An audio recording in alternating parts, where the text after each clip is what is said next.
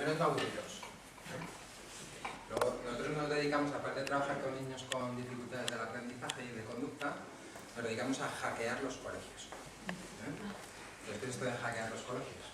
Pues estamos intentando que los colegios tengan el nivel de conocimiento e información para transformar la manera de trabajar con los chavales. Y que este trabajo que hacemos con los chavales en el proceso de aprendizaje esté basado en la ciencia. Es decir, que enseñemos a los niños según conocemos cómo aprende un cerebro. Entonces, esto es nuestra actividad, en el core estamos aquí hackeando todo lo que podemos. Intentamos convencer a los profes para que hackeen a los compañeros y les convenzan. Entonces, hoy un poco la idea es ver dos patologías del aprendizaje, que es la hiperactividad con el déficit de atención, que veréis cuando yo os cuente las cosas de la hiperactividad, a muchos de los que tenemos niños que no son hiperactivos o que no están diagnosticados o que no lo son, vais a decir, eso le pasa a mí. Bien, lo que yo voy a contar le pasa a todo el mundo. Aquí la cuestión es la frecuencia, la intensidad y si esto te genera repercusión o no te genera repercusión. Bueno, porque vais a ver ideas, y bueno, esto le pasa a mí, este cuando está por la noche le pasa. Bien, no os preocupéis, no os hayáis quedado aquí corriendo, yo os he dicho que no te puedo ver para que te diagnostiques, porque solamente es un problema si la frecuencia y la intensidad hace que los niños tengan trastornos. Trastornos es problemas en los estudios, problemas en las relaciones sociales, problemas a nivel comportamental o problemas emocionales. Si no hay trastorno, que cometan estos fallos que vamos a hablar, está dentro de lo normal, lo hacéis vosotros también. Entonces vamos a ver dos que son hiperactividad y dislexia. La dislexia lo vamos a hacer muy rapidito, es muy fácil de comprender. Y lo voy a explicar porque de cada 100 niños hiperactivos, 40 son disléxicos. Es decir, que la hiperactividad es una patología que muy pocas veces aparece sola. Y entonces son niños comórbidos. Comórbidos decimos cuando una persona tiene varias patologías a la vez. Yo puedo ser celíaco y diabético, mi diabetes no provoca mi celiaquía, ni la celiaquía me provoca la diabetes, sino que tengo la mala suerte de que conviven dos patologías en la misma persona. Los hiperactivos es la población con mayor comorbilidad. El 40% son disléxicos, el 12% tienen trastornos del lenguaje oral, una cosa se llama disfasia, el 9% tienen trastornos para las matemáticas, el razonamiento matemático, los dibujos geométricos, la psicomotricidad y por lo tanto los deportes y las habilidades sociales que se llaman TAM, trastornos de aprendizaje no verbal. Cuando una persona tiene hiperactividad tenemos varias pedradas en la cabeza. Es raro que solo tengamos el TDAH. Pero estas son las dos que conviven con mayor frecuencia. Vamos a explicar dislexia, que es muy rapidito. Sobre todo para saber qué les puedo exigir y qué no les debo exigir. Qué puedo esperar y qué no puedo esperar. Porque a veces estas patologías lo que generan con los papás es mucho desencuentro. Yo espero una cosa de mi chaval y el chaval nunca cumple mi expectativa por su patología. Entenderlas ayuda a ajustar mi demanda, es decir, lo que yo puedo pedir. Vamos a hacer el conejillo de Inés. Intenta mirar lo que escribo ahora.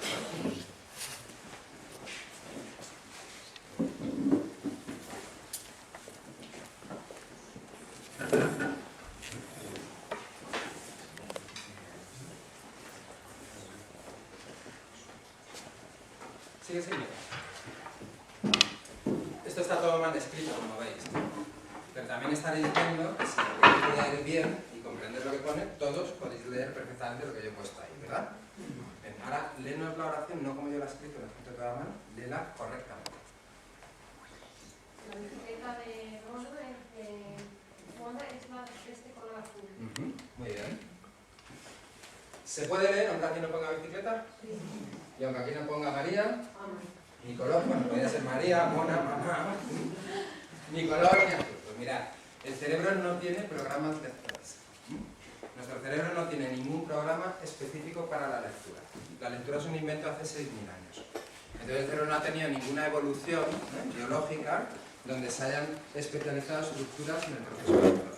Entonces leemos a través de programas, de funciones, que están diseñadas para otras tareas.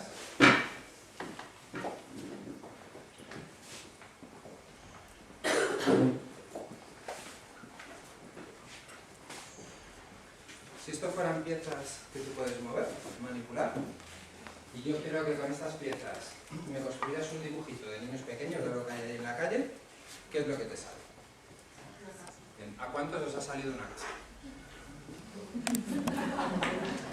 Bien. Esto lo habéis hecho con un programa del cerebro, que es el cerebro occipital, esta parte de aquí, y es donde tenéis todos los software, los programas de la visión. Entonces, nuestro cerebro, por repetición de la visión de imágenes, de objetos o imágenes, lo que va haciendo es grabar la forma, el tamaño, el volumen, el rasgo, el perfil, y por repetición de las imágenes tú vas grabando qué marcadores son comunes e inmutables, que nunca varían. ¿Y cuáles son los marcadores que son mutables? Es decir, que una casa puede ser diferente en la forma, el tamaño, tener chimenea o no. Por lo tanto, si yo a un niño pequeño le pido que me dibuje una persona, me va a dibujar los marcadores comunes al cuerpo humano. ¿Me entendéis? Si yo os dijera cerrar los ojos y pensar en un cohete, un bolígrafo, un coche, un camión, vuestro cerebro activaría imágenes mentales, esquemas mentales de estos objetos, ¿verdad? Pero hay un científico español, que es Thomas Ortiz, que ha conseguido recuperar la visión en los ciegos, gracias a este fenómeno cerebral. No lo consigue con ciegos que han perdido la visión en el momento del nacimiento o que nacen ciegos, lo ha conseguido con ciegos que han perdido la visión a lo largo de su desarrollo vital. Y los que mejor ven son los que más tarde han perdido la visión. Y lo que ha hecho es sustituir la vista con un software, una maquinita, un programa con unas gafas, que identifica las imágenes y activa en el cerebro nuestros almacenes visuales. Para el cerebro esto no es una palabra, la palabra es un concepto, una idea. Para el cerebro esto es un dibujo. Cuando tú ves la imagen, esta parte del cerebro, de aquí, que es el parietal, lo que hace es que coge la imagen, identifica que esta imagen no es cualquier cosa, sino que es una imagen del lenguaje. Cuando ha identificado que es lingüística la imagen, la manda al hemisferio izquierdo, donde están los programas de procesamiento del lenguaje. Y se activa un almacén, que es donde tenéis todas las palabras grabadas en este almacén, los dibujos de las palabras. Mientras yo respete los marcadores, la longitud, el rasgo de entrada, el rasgo de salida, el perfil, vuestro cerebro identifica el modelo que está grabado en el cerebro con el modelo que estoy viendo en la hoja. ¿Lo entendéis? Bien, esto se llama lectura visual. El 80% de las palabras las leéis a través de este sistema lector. El cerebro reconoce el dibujo, no reconoce letras. ¿Sabéis que no podéis leer letras? Si no, deletrearíais. Al leer, el cerebro no percibe las letras como tal, percibe la forma global, el dibujo. Cuando un niño tiene una dislexia visual, lo que tiene es una disfunción, un fallo en las funciones de su cerebro que le permiten identificar estos marcadores solamente de las imágenes ortográficas. Es muy curioso, porque los disléxicos no tienen problema para identificar marcadores de ningún otro tipo de imagen, solamente con imágenes ortográficas, imágenes palabra. ¿Qué fallos le provoca el cerebro? Se comen letras al leer. Se inventan el final de las palabras. Están leyendo y parece que se inventa el final. Sustituyen una imagen por otra. Pone camioneta y el niño te lee camiseta. ¿Por qué? Porque empiezan por K, terminan por ta, la longitud es similar y es más frecuente camiseta que camioneta, y el cerebro, cuando está revisando qué imágenes de la cabeza son parecidas a las de la hoja, se confunde y cree haber identificado la imagen. ¿Lo entendéis? Y si es muy grave, o es un niño pequeño, lo que se va a producir es lectura silábica. Como no puede leer por la imagen, globalmente va a leer por los sonidos, a cachitos, por sílabas. ¿Qué es el otro sistema lector?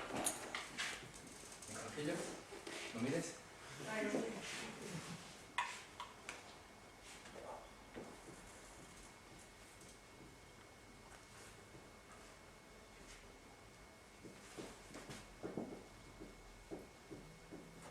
Sigue sin mirar. Esto es una palabra inventada. Es para asegurarme que su cerebro no puede identificar una imagen parecida. Y entonces vais a ver lo que le ocurre leyendo. Cuando leas la palabra, no la leas en tu cabeza y luego no la digas. Léela en voz alta según la ves, ¿vale? 1, 2 y 3. Venga, vale. Bien, ¿notáis el silabeo? El cerebro identifica la imagen, lo coge esta región del cerebro, identifica que es imagen ortográfica, lo envía al sistema lingüístico, pero como no hay ningún modelo visual parecido, cambia de almacén y entonces leemos a través del sistema del lenguaje oral. ¿Recordáis la canción Ay si te pego y si te pego, delicias y vos si me matan? Nosa, nosa, que pusieron de moda los futbolistas. ¿Qué cantaban los chiquillos? Ay chichipego, ay chichipego. ¿Por qué cantaban ay chichipego? Porque tenemos un sistema que se llama sistema de conciencia fonológica. Cuando decís que una persona tiene el oído duro para los idiomas, lo que le falla son estos software, estos programas mentales.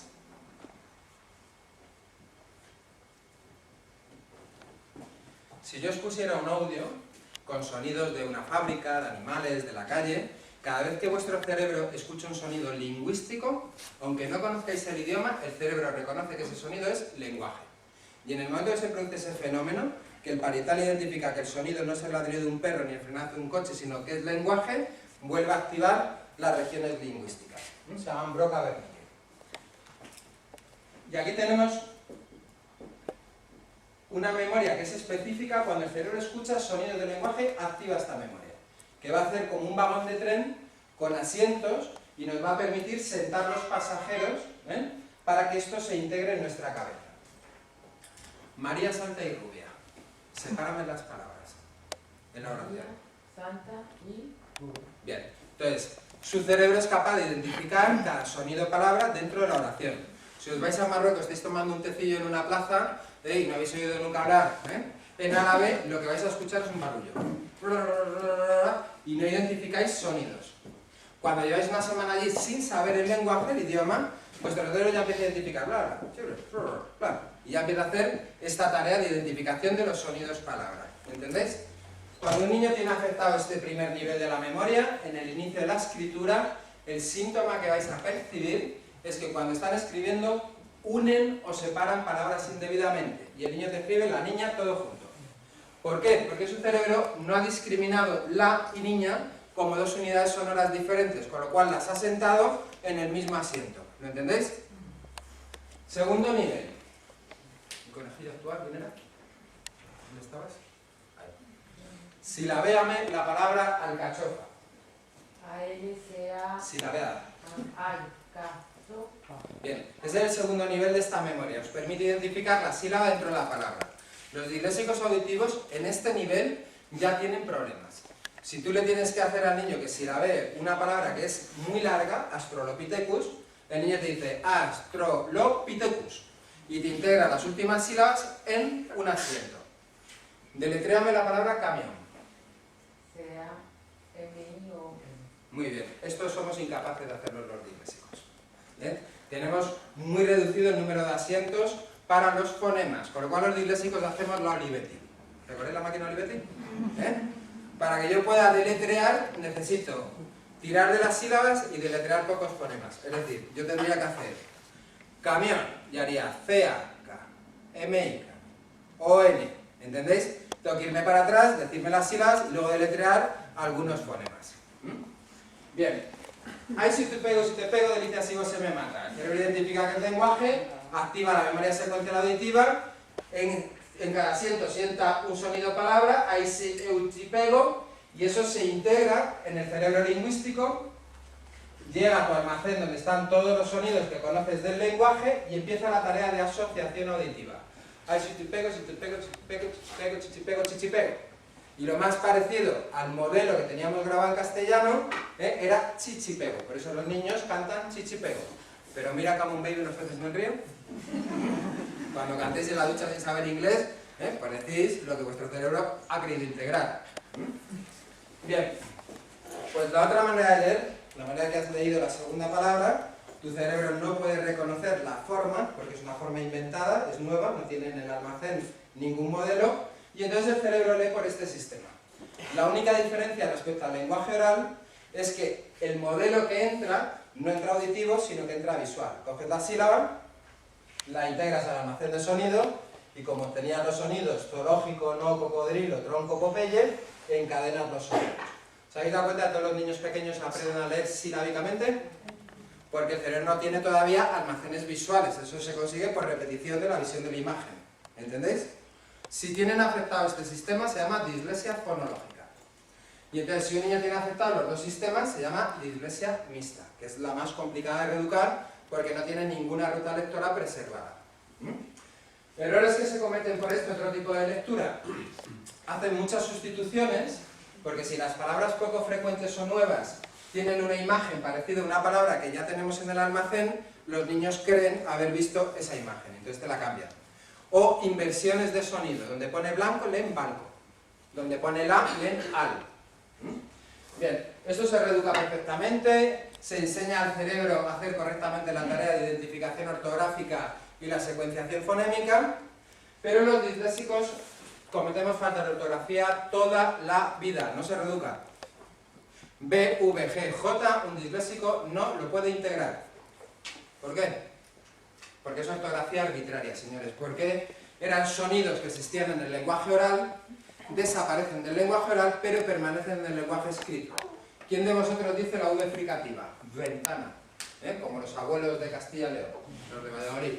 Pues nadie. Dice ventana. ¿Cuántos de vosotros hacéis la H arábiga? Almohada. Pues habrá alguno en Huelva que la haga. Pero ha desaparecido, ¿lo entendéis? Sin embargo, la grafía, el modelo que representa el sonido, permanece. ¿Quién era? El escritor de Platero y yo. Juan Ramón Jiménez. Juan Ramón Jiménez, que fue miembro de la Academia de las Letras, todos sus incunables son sin ortografía arbitraria. Todos. Porque decía que eso era una chorrada.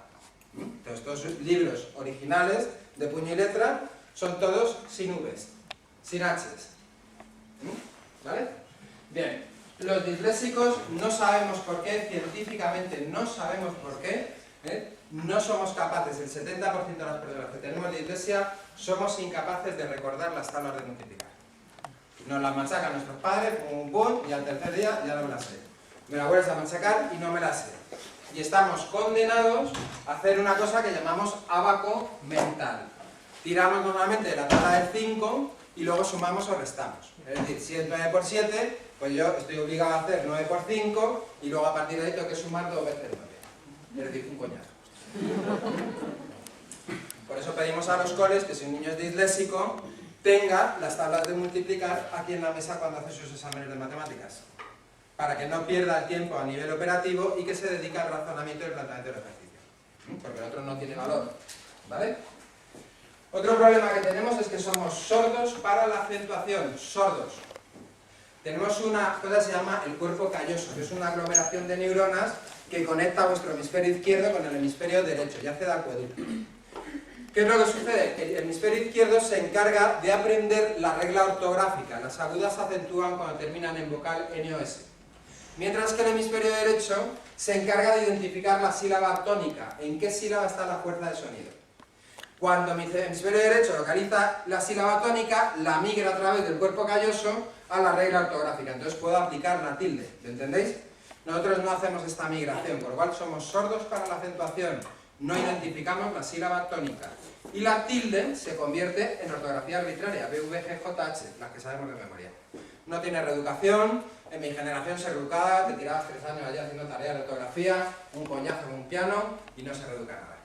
A mí lo que más me ha ayudado, y en muchos disléxicos con los que he hablado, a mí me ayuda mucho cuando escribo, quito el corrector automático del ordenador y luego pongo el corrector para tener que fijarme en la palabra que me marca, activar la columna de palabras posibles y fijar bien esa ortografía por repetición de tener que verlas. Y esto es lo único que me ayuda a corregir ortografía. Y sigo teniendo 20.000 faltas de ortografía. Ahora bien, somos sujetos digitales, ya ni tanto problema como antes. Me da corte mandarle una carta a alguien. Papás, si tenéis niños disléxicos y el día del padre os hacen la cartita esta de todo lo que os quieren, por favor no cojáis la cartilla y decís, me cago en la leche, había esa noche, pero bueno, tú eres un animal. Porque lo que el niño está haciendo es transmitirte sus emociones. ¿Lo entendéis? Si esto es frustrante, para los disléxicos, esto es un clásico. Y, mira, papá, que te he hecho una redacción. Entonces empieza el papá a leer, o la mamá, pero bueno, hijo, qué barbaridad, Mario con B, no sé qué. Pues no pasa nada. Bien, tenemos muchísima dificultad para el aprendizaje de inglés. Si somos disléxicos visuales, tendríamos que reeducar al sujeto en inglés. Porque tendríamos que enseñar al cerebro a identificar los patrones ortográficos de este idioma. ¿Entendéis? Que una reeducación de dislexia en castellano no implica de forma asociada que el niño ha reeducado su problema en inglés. Se reeduca en el idioma en el que se va a leer. Si somos disléxicos auditivos, tenemos una gran dificultad para el lenguaje oral, porque este es el sistema de aprendizaje del lenguaje oral, la conciencia fonológica. Y si somos mixtos, pues ya tenemos un puré montado tremendo. porque ni de lectura ni de lenguaje oral. ¿Lo entendéis? Con lo cual, la mejor exposición para que un disléxico aprenda inglés es inmersión lingüística. Es decir, que se vaya allí 2 años a vivir, a estar todo el rato escuchando, y hacer inmersión. Si no, olvídate, es muy complicado. ¿Habéis entendido lo que es una dislexia? Una dificultad específica en los procesos del cerebro que se encargan en identificar las formas ortográficas o la secuencia de sonidos del lenguaje. Son niños inteligentes o muy inteligentes. Si un niño tiene discapacidad intelectual, no puede ser disléxico.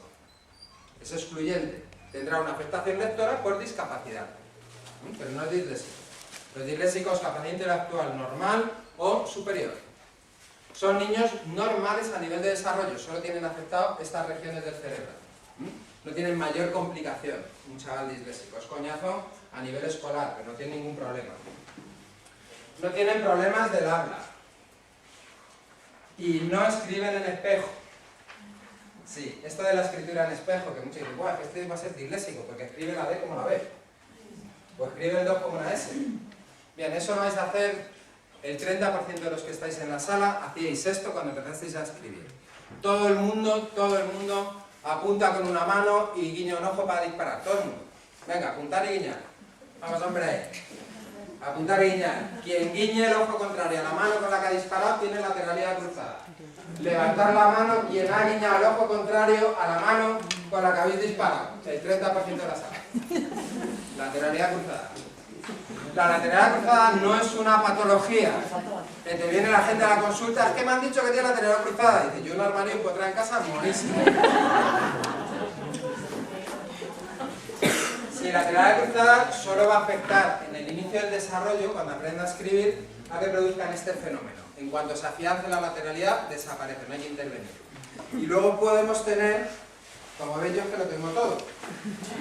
Sí, pues a mí me hicieron los coreanos que como lo copian todo, pero luego la calidad no salía buena. Entonces, los laterales cruzados podemos tener problemas de orientación espacial, no todos, pero la mayoría. Es decir, que aparco el coche aquí, estoy de compras, estoy en línea recta y no me ubico, tengo que dar como pulgarcito. Deshacer el camino y entonces voy con los sistemas de orientación. Ahí había una farmacia, había un kiosco, ahí no había una panadería, ahí había un tal, pero no todos. Entonces piensa la gente que es de mujeres el tema, o sea, mujeres. Para más o menos la dislexia, habéis entendido lo que es, un problema de lectoescritura, les afecta en el proceso lector, se reeduca bien. El residuo que no se puede reeducar es problemas con el inglés, la ortografía arbitraria, la acentuación, el recordar las tablas de multiplicar, el aprendizaje del inglés, pero van a poder leer perfectamente con mejor comprensión lectora que la población no disléxica, una vez reeducado, no porque lo diga yo, está estudiado científicamente y demostrado. Y tenemos estos residuos que, bueno, pues en el mundo digital tienen menos peso, de verdad.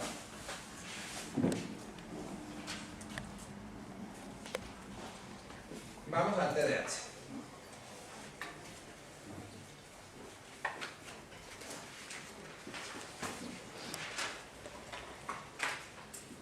¿Qué creéis que es esto? No, que no pare. Bien, si yo os enseñara una fotografía de un cerebro, esto no lo veríais. Es el cerebro límbico, el cerebro emocional, que lo tenéis aquí empotrado. Imaginaos hemisferio izquierdo, hemisferio derecho, y eso está ahí empotrado, no lo veríais visualmente. Bien, tenemos 3 cerebros que son totalmente diferentes, hacen cosas diferentes, conviven juntos, están condenados a entenderse y a colaborar. El cerebro emocional antes lo llamamos cerebro reptiliano. ¿A qué os suena reptiliano? A reptil. Es nuestro cerebro de la evolución, del inicio de la evolución como reptiles. Lo seguimos teniendo, pero con una peculiaridad diferencial respecto a cualquier reptil. El cerebro de un reptil no produce emociones. Y el cerebro reptiliano de un Homo sapiens sapiens, pero también de cualquier mamífero, tiene una peculiaridad evolutiva respecto al cerebro reptiliano, que es la capacidad de producir emociones. Es decir, que un reptil, un cocodrilo, ve a otro congénere que se lo está zampando un tercero, ni frío ni calor. ¿Lo entendéis? Pero es que los primeros primates tampoco tenían la capacidad del sistema límbico, el sistema reptiliano, de producir emociones. Es decir, convivía en mi manada con un montón de chimpancés, cruzábamos un río, se comía un cocodrilo a uno de los chimpancés, ni frío ni calor. Y en un momento de la evolución, el cerebro de los mamíferos, el cerebro reptiliano de los mamíferos, desarrolla la capacidad de producir emociones. ¿Sabéis la diferencia entre las emociones y el sentimiento? No pasa nada. Las emociones es una liberación neuroquímica preprogramada en el cerebro límbico. Eso está genéticamente preprogramado. Si yo os pongo de aperitivo un plato de gusanos fritos, asco, ¿cierto? Entonces, las emociones son producciones neuroquímicas preprogramadas genéticamente en el cerebro límbico, es el cerebro de la supervivencia.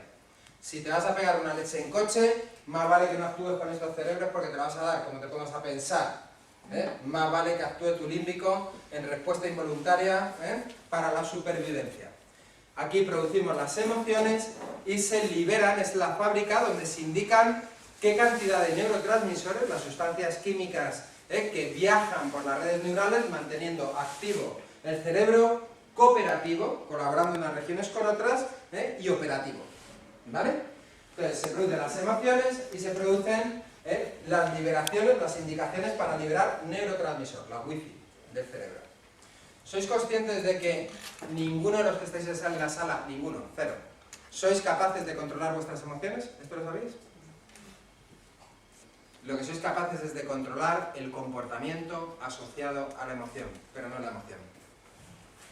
Me explico. Me está poniendo el niño como una moto y tengo el límbico que me está enrollando y el cognitivo empieza a responder a la emoción. Te voy a partir la boca.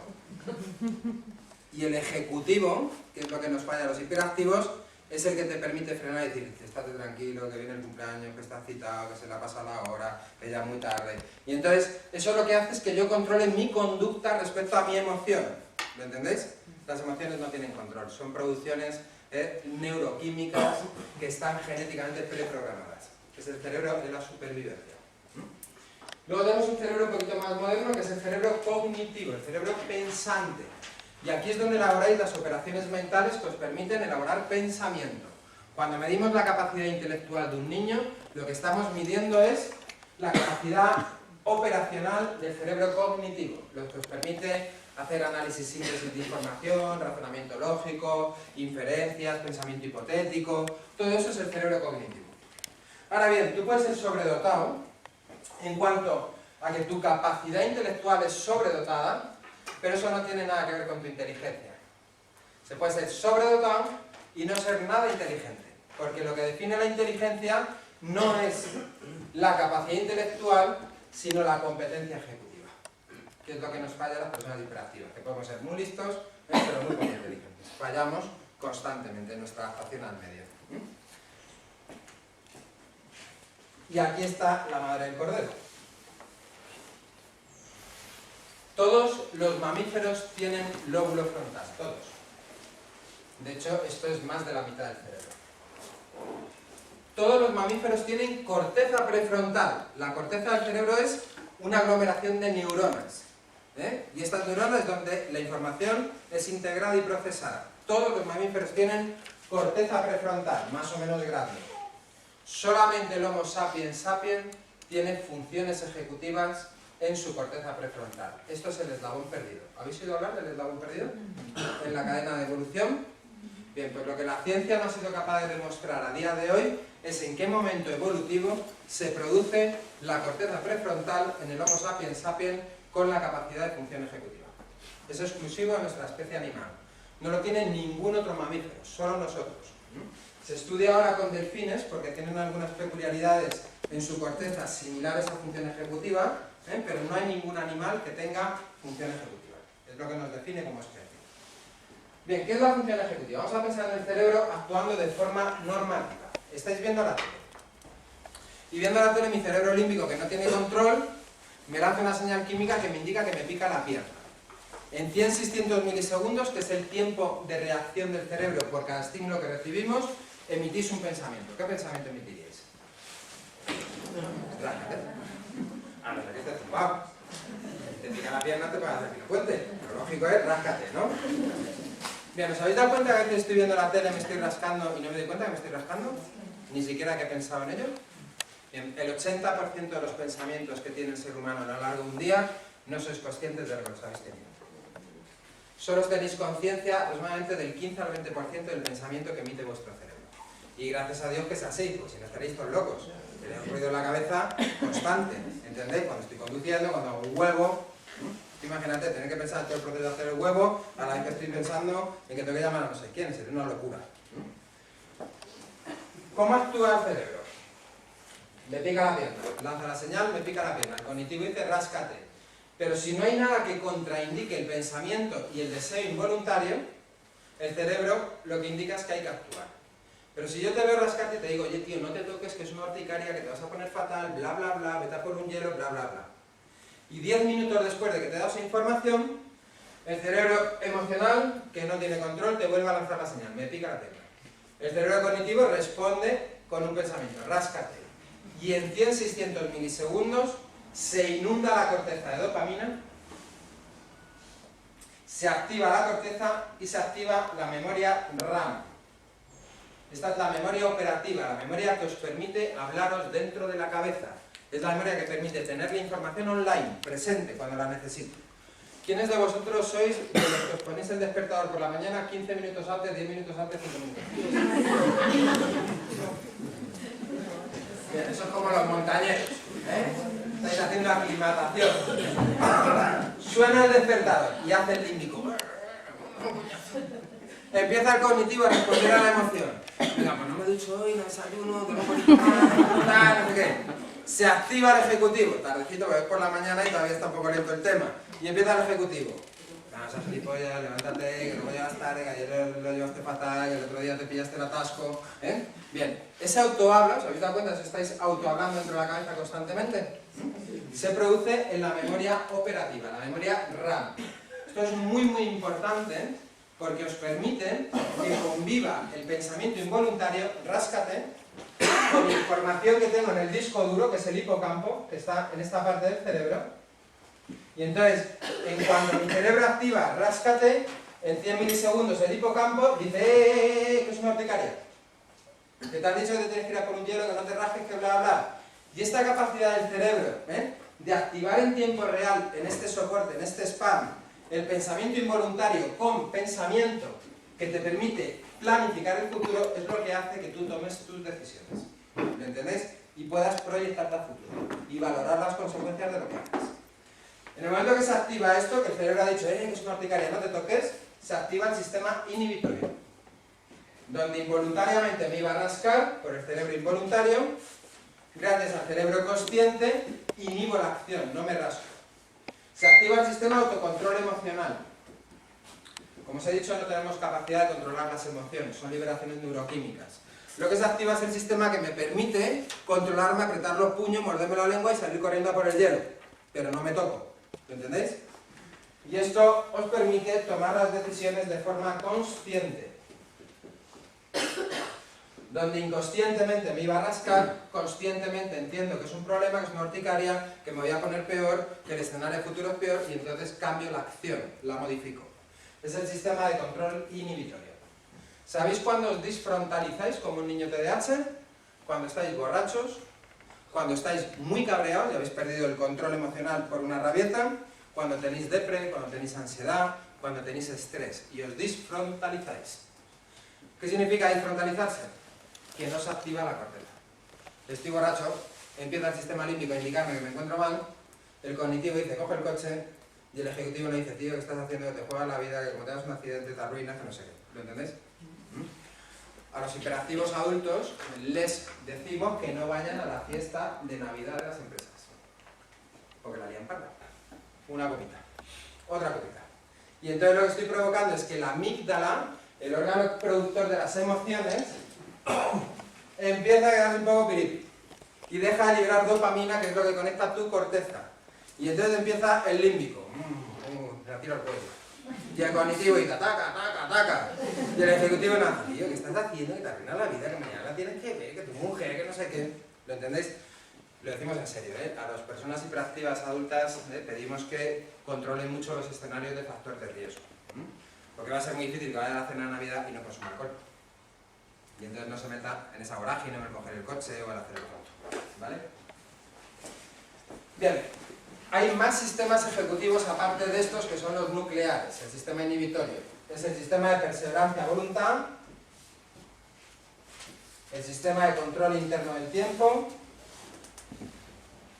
el sistema autoevaluación, el sistema autogobierno, el sistema organización-planificación y la capacidad de concentración, pero no de atención. Las personas con déficit de atención somos máquinas atendiendo. Nuestro problema es concentrarnos, no atender. Ahora explico la diferencia, ¿vale?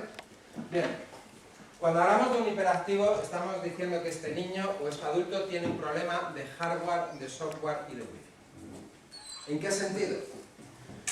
De hardware, la estructura, la corteza prefrontal de una persona con hiperactividad o déficit de atención sin hiperactividad tiene un retraso en la maduración, en el desarrollo madurativo, de un 30% respecto de su edad cronológica.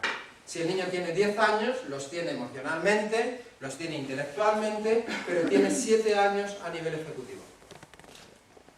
Si tiene 16 años emocionales, 16 años intelectuales, 11 años a nivel ejecutivo. Con el sistema regulador, controlador, anticipador de consecuencias. Luego es un problema software. Los sistemas operativos que están en la región de la corteza rinden, como esperamos en niños, 3 años más pequeños, un 30% aproximadamente. Y luego es un problema wifi. Se produce una carencia o un exceso en la liberación de la dopamina, de este neurotransmisor que es la gasolina, la wifi del lóbulo frontal. Es una cosa curiosa que la ciencia no ha conseguido todavía descifrar cómo es posible que la hipoliberación y la hiperliberación provoquen que no llegue a tiempo esta sustancia a la corteza, cuando son fenómenos antagónicos, ¿verdad? Y además es más sorprendente aún que cuando utilizamos los metilfenidatos que tienen compuesto metanfetamina, la metanfetamina regule tanto el exceso de liberación como el defecto de liberación. Y es otra incógnita científica porque no sabemos cómo actúa el fármaco. Sabemos la eficacia que tiene, sabemos que no genera sintomatología secundaria de repercusión persistente y que nos haga tener dudas de si aplicar el fármaco o no, pero no sabemos cómo actúa el fármaco.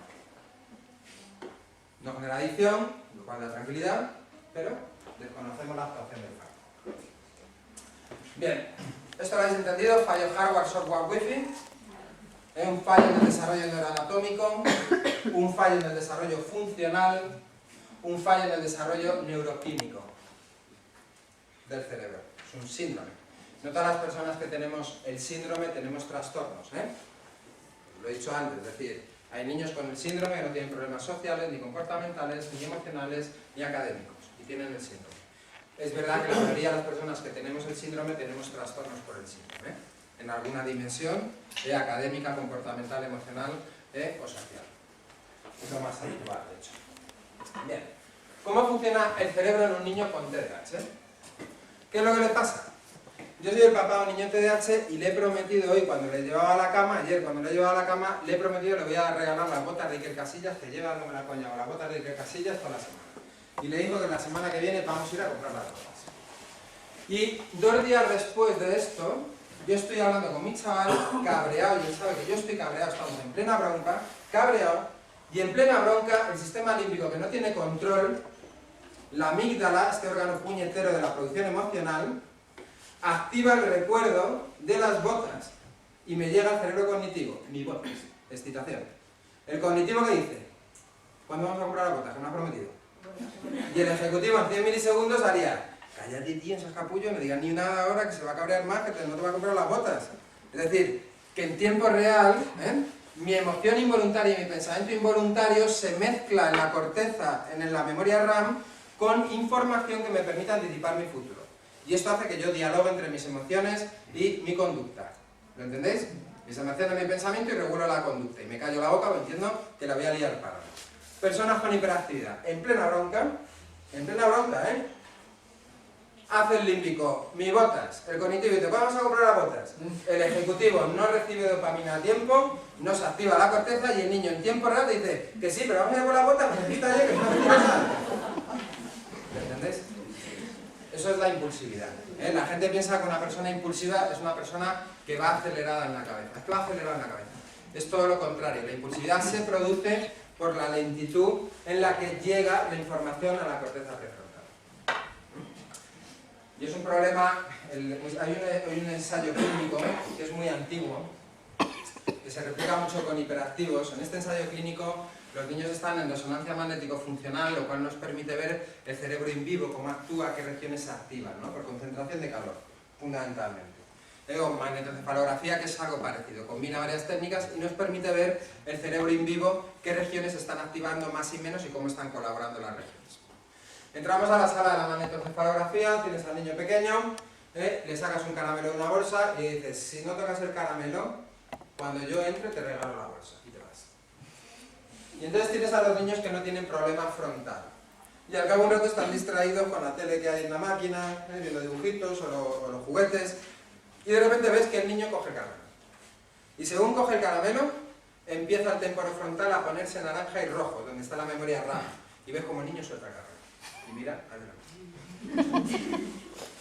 Los niños inmaduros a nivel de corteza, es decir, que tienen problemas de wifi pero consiguen conectar. Estos niños llegan incluso a meterse el caramelo. Y al cabo de un rato le ves que sacan el caramelo y lo esconden. Ya has visto cómo se pone el temporofrontal. Niño TDAH, coge el caramelo, se lo mete en la boca, se zapa el caramelo, ni una activación en temporofrontal, ni una sola. Entras en la sala con la bolsa y hace esto. A todo lo pasado, ya metió la pata. ¿Lo entendéis? La diferencia es que los otros chavales en tiempo real, cuando de repente mi canal visual percibe el caramelo, el límbico hace caramelo. El cognitivo dice, cógelo, zapátelo. Y el ejecutivo antes o después dice, la bolsa, tío, la bolsa, deja el caramelo ahí. Mientras que el niño TDAH no recibe la información en la corteza a tiempo, con lo cual no hay nada que indique ni a su emoción ni a su pensamiento involuntario que tiene que modificar la acción. ¿Me entendéis? No pueden prever el futuro. Pues ahí es lo dramático de esto, que cómo aprendes de tus errores. Si tu cerebro no puede activarte los antecedentes a tiempo en situación presente. No puede. Claro, es machacante, porque somos conscientes de ello. A otro pasado ya sí que metí la pata con lo de ayer, soy un gilipollas y dije que no lo iba a hacer. Pero eso tiene poco valor, porque en el presente no me permite modificar mi conducta. ¿Entendéis? Con lo cual vuelvo a meter la pata con el mismo rollo. El mismo rollo. Si son pequeños es la leche. 10 minutos después están ya en la misma y dice, pero si acabamos de tenerla, pues le he dicho que no salte. Encima de la cama. Bien. Claro, pero fijaos la impulsividad a nivel de aprendizaje. La impulsividad a nivel de aprendizaje es muy relevante. Porque se producen cosas como esta. Vamos a hacer una tarea que es una operación mental de alto nivel. Os va a parecer sencilla, porque sois adultos, pero es una operación mental de altísimo nivel. Se llama razonamiento lógico deductivo inferencial. Es fundamental para comprender lo que leemos, entender los enunciados de matemáticas, aprender vocabulario complejo, razonar en mi cerebro, el pensamiento crítico, es decir, ahí es nada, es una operación de la amarilleta. Yo puedo ser sobredotado y mi nivel de capacidad para esta operación es altísimo. Ahora, vais a ver si me falla la función ejecutiva, cómo no vale para nada mi altísimo nivel. El niño estudia, los papúes del norte de Australia van desnudos. Y la pregunta que yo te hago es, ¿cuál crees que es el clima del norte de Australia? Te voy a repetir la enunciado. Porque a lo mejor no está en tu memoria RAM, y si no está en tu memoria RAM no puedes pensar en ello, porque necesitas la información activa. Los papúes del norte de Australia van desnudos. ¿Cuál crees que es el clima del norte de Australia? ¿Por qué? Eso es una inferencia. A partir de un dato dado, mi cerebro puede razonar y deducir otro dato que no ha sido dado. La experiencia de un hiperactivo. Yo he estudiado contigo en casa, los papúes del norte de Australia van desnudos, me lo sé. Llego al examen al día siguiente. Me cojo el examen y empiezo a leer la pregunta. ¿Cuál es el clima del norte? Y según mi cerebro ha leído cuál es el clima del norte, el hipocampo, el disco duro, activa frío. Porque hemos estudiado que los climas del norte son fríos. Y el primer pensamiento que se activa involuntariamente es frío. 100 milisegundos después, el pensamiento involuntario se mezcla con más información que viene del hipocampo de ayer. Oye, digo, van desnudos, como hace frío. Y esto hace que tú te inhibas. Autocontroles el deseo de ponerte a contestar y modules la conducta. Y te permite reflexionar. Coño, pues si va a hacer nudo, como hace frío, será que hace calor. Niño TDAH. ¿Cuál es el clima en Norte de Australia? Frío, siguiente pregunta. Como no tienen, el sistema de autoevaluación no se activa, el sistema de autoevaluación es una función ejecutiva, y no la activa. Es decir, el niño zascandileando por casa. El sistema límbico le dice, tengo hambre. El sistema cognitivo le dice, vete a por un quesito. Se va por el quesito, abre la nevera, coge los quesitos, está comiendo un quesito, luego está comiendo otro quesito, ha dejado todo empantanado, huele que mamá está haciendo algo en el fuego, mira el que hay en el fuego, abre la perola, mete la cuchara en el fuego, ha dejado la cuchara ahí tirada, con todo lleno de mierda en la encimera. Según está haciendo estas acciones, el límbico le dice, me hago pis. El cognitivo dice, vete al baño. Y en milisegundos el ejecutivo activaría la corteza y diría, nive, revisa. ¿Qué acciones tienes abiertas? Que ayer mamá te echó la bronca por lo mismo, te quedaste sin la play el sábado, no te dejó ver el partido, bla, bla, bla, y eso me permite modificar la acción. El niño TDAH, me hago pis, vete al baño que se va. Sin poder revisar las acciones ni tomar conciencia de las acciones abiertas. Termina en el baño con 16 años y me deja todo el regalo, el campeón, con 16 tacos. Y se va a su cuarto al ordenarla. Y entonces paso yo y ya estaba Tila. Ya está Tila. ¿Lo entendéis? Y no puede hacer revisión de las acciones. Por lo tanto, te dejan las acciones abiertas y te dejan todo empantanado. Pero claro, en una situación de examen, el que yo no revise hace que esta pregunta que me la han machacado, que me la sé, no tomo conciencia del error. Y llega a casa y está el examen. Puta madre, coño, está todo. ¿No has salido que te canas? Porque sí, mogollón, he escrito mucho. Claro, tío, no ha terminado de leer una pregunta, cree que ya sabe lo que le estaban preguntando y ha respondido. Le ha respondido a la cultura grecorromana y le estaban preguntando el barroco. Sí, señores, así como funciona. Está en un examen de matemáticas, se pone a leer y como le dice el cerebro que esta le sale porque es igual que lo que ha hecho ayer, en cuanto está leyendo dice, ya me la sé. ¡Pum! Actuación y dice, pero tienes que dividir. ¿Lo entendéis? Y están constantemente fracasando siendo niños muy inteligentes. Bien, otra cosa que les vuelve locos a los papás es que para lo que quieren se acuerdan y son unos coñazos y parecen obsesivos, ahora para lo que no se les interesa se olvida. Y entonces, para lo que a ti te interesa, bien que te acuerdas, macho. Es una cosa muy perversa que hacemos con la población hiperactiva. Cuando tú quieres, bien que puedes. ¿Por qué me lo demuestras? Porque llevas media hora con el Lego montando una nave espacial y luego eres incapaz de estar 10 minutos centrado en matemáticas. Entonces, llega el mensaje de... Para lo que quiere, ¿ves cómo para lo que quiere? Sí, mucho TDA, pero mira cómo se centra cuando le da la gana. Pues no, es que son funciones diferentes del cerebro.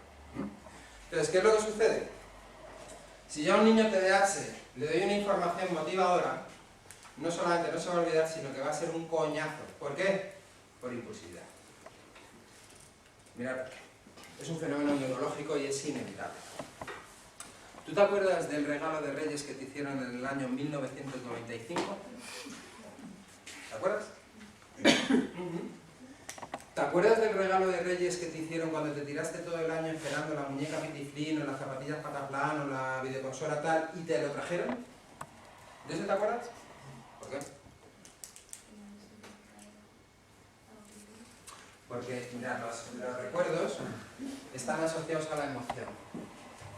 ¿Entendéis? Es decir, en vuestro disco duro, los paquetes de recuerdos que están arriba, las cajas que están arriba, están vinculadas a una emoción, o positiva o negativa. También te acuerdas del año que me tiré todo el año esperando que me regalaran los Playmobil, en mi caso, pero como tenía 14 años ya mi madre pensaba que era mayor y me regaló una chupa y unas zapatillas para ir al cole.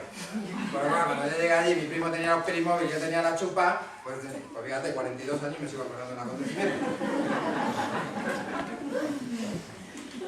Sí, la memoria es muy puñetera en ese sentido porque, claro, cada vez que mi sistema emocional, la amígdala, activa el recuerdo por excitación, entonces el niño está ahí hablando con él, has cogido ya el libro de matemáticas que te lo he dicho 3 veces, no sé qué, sí, pero vamos a ir por las zapatillas, como dijiste ayer.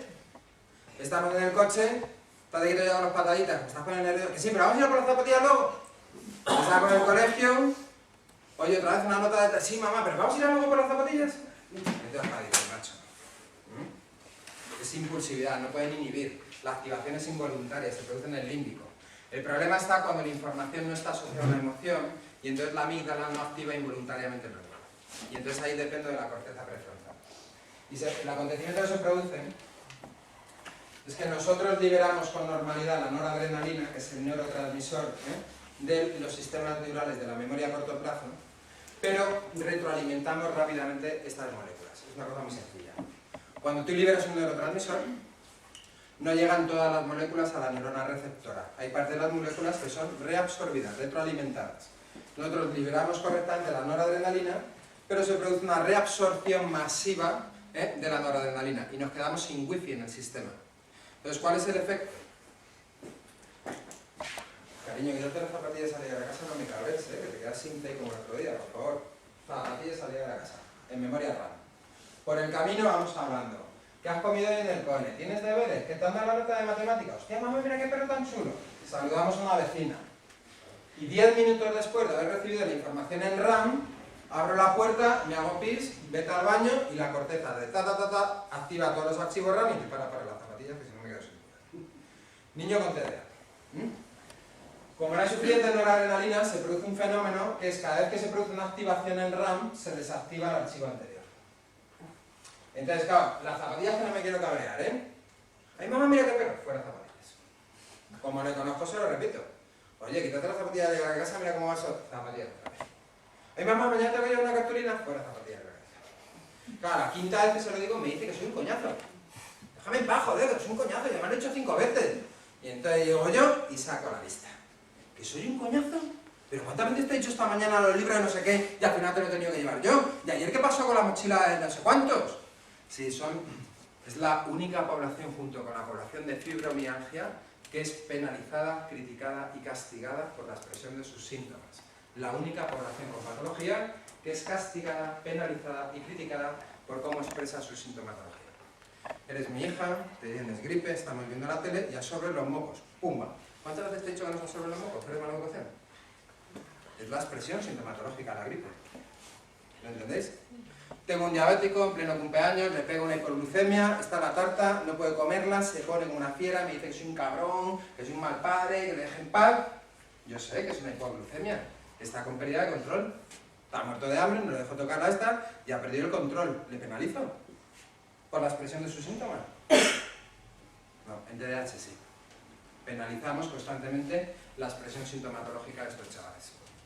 Por eso os decía que es muy demoledor a nivel de autoestima, porque le damos una imagen todo el rato. Sí, muy listo, pero muy vago.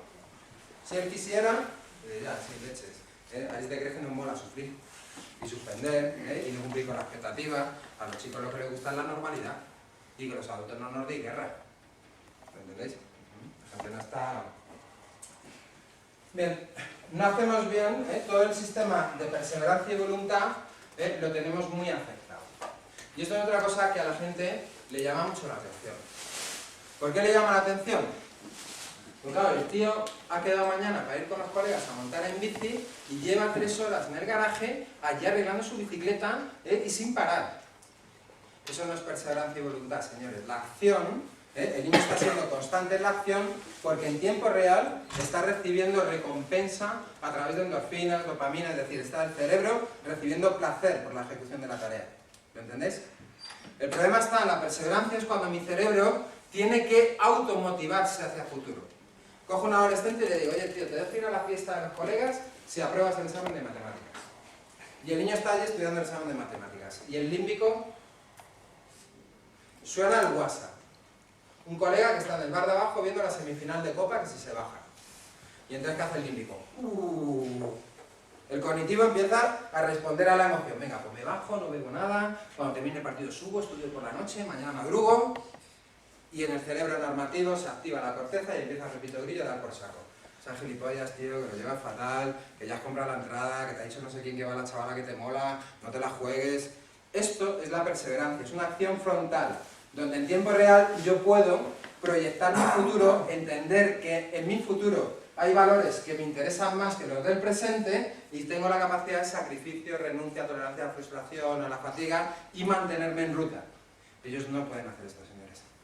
Son el presente continuo. Ese niño se baja, cuando se baja con la conciencia, no voy a tomar ninguna cerveza, mete un gol su equipo, llega el colega con el botellín, pim pim, se tapa el botellín, luego el otro botellín, luego el otro botellín, nos ha matado, no vamos a celebrarlo, se va a la cama y cuando se levanta al día siguiente por la mañana le viene todo el acontecimiento, me cago en 10, metido la pata, no sé qué, no sé cuántos. Por eso es un coñazo para los padres, porque ser el lóbulo frontal externo de un niño es un coñazo como un hielo. Cariño, deja eso ya, que no me quiero cabrear luego, que luego te vas a quedar sin ver el partido, te lo he hecho 3 veces, que el otro día no sé, todo el rato estáis haciendo el lóbulo frontal, los papás de niños con TDAH y os desesperáis. Y os genera la sensación de que no aprenden nunca, tranquilos que aprendemos, ¿eh? Sí, es decir, es una cosa que os lo demuestran ellos todos los días. Cariño, recoge que nos vamos a la Warner y el cabrón, el primero que ha recogido, el primero que se ha vestido, el primero que está en la puerta pidiendo prisa a todo el mundo. Es decir, que sabe vestirse, tiene capacidad de autonomía, tiene conocimiento, tiene la destreza. Ahora viene, cariño, por favor, recoge tu cuarto que nos tenemos que ir al cole, que voy preparando el desayuno y 15 minutos después voy y con 12 años el mamonazo se está poniendo el calzoncillo por encima del pijama, mirando no sé qué debajo de la cama y en la cabeza no tiene, que se tiene que ir al cole, que le vas a echar la bronca, que está pasando el tiempo. ¿Entendéis? Es todo presente contigo. No hay anticipación, pierde, se resetea el cerebro. Es espectacular verlo en resonancia magnética, ¿eh? Cómo se resetea, hace la corteza, plaf, plaf, se apaga, se inhibe. Y el niño estaba en una ruta de acción y de repente ha saltado otra ruta, paf, paf. Y se le ha ido toda la información que tenía presente ahí en la cabeza. ¿Entendéis? No tienen control interno de tiempo. No tienen control interno de tiempo. Dime, por favor, dime qué hora es sin mirar la hora, por favor. ¿Yo? Sí. 7. Sí. Se habrá equivocado 10 minutos arriba y 10 abajo. Creo que te lo estás pasando bien, ¿eh? Creo que te lo he tirado más. ¿Qué hora es? 7 y 10. Lo hemos clavado, ¿eh? Magia. Pues no, señores, es función ejecutiva. Cuando iniciáis una acción, la corteza activa el regulador temporal y va supervisando si vais bien de tiempo o mal de tiempo. Ellos no activan el regulador temporal. No saben si van bien de tiempo o mal de tiempo. Si lo que hacen es un coñazo, llevan toda la tarde. Llevan 5 minutos.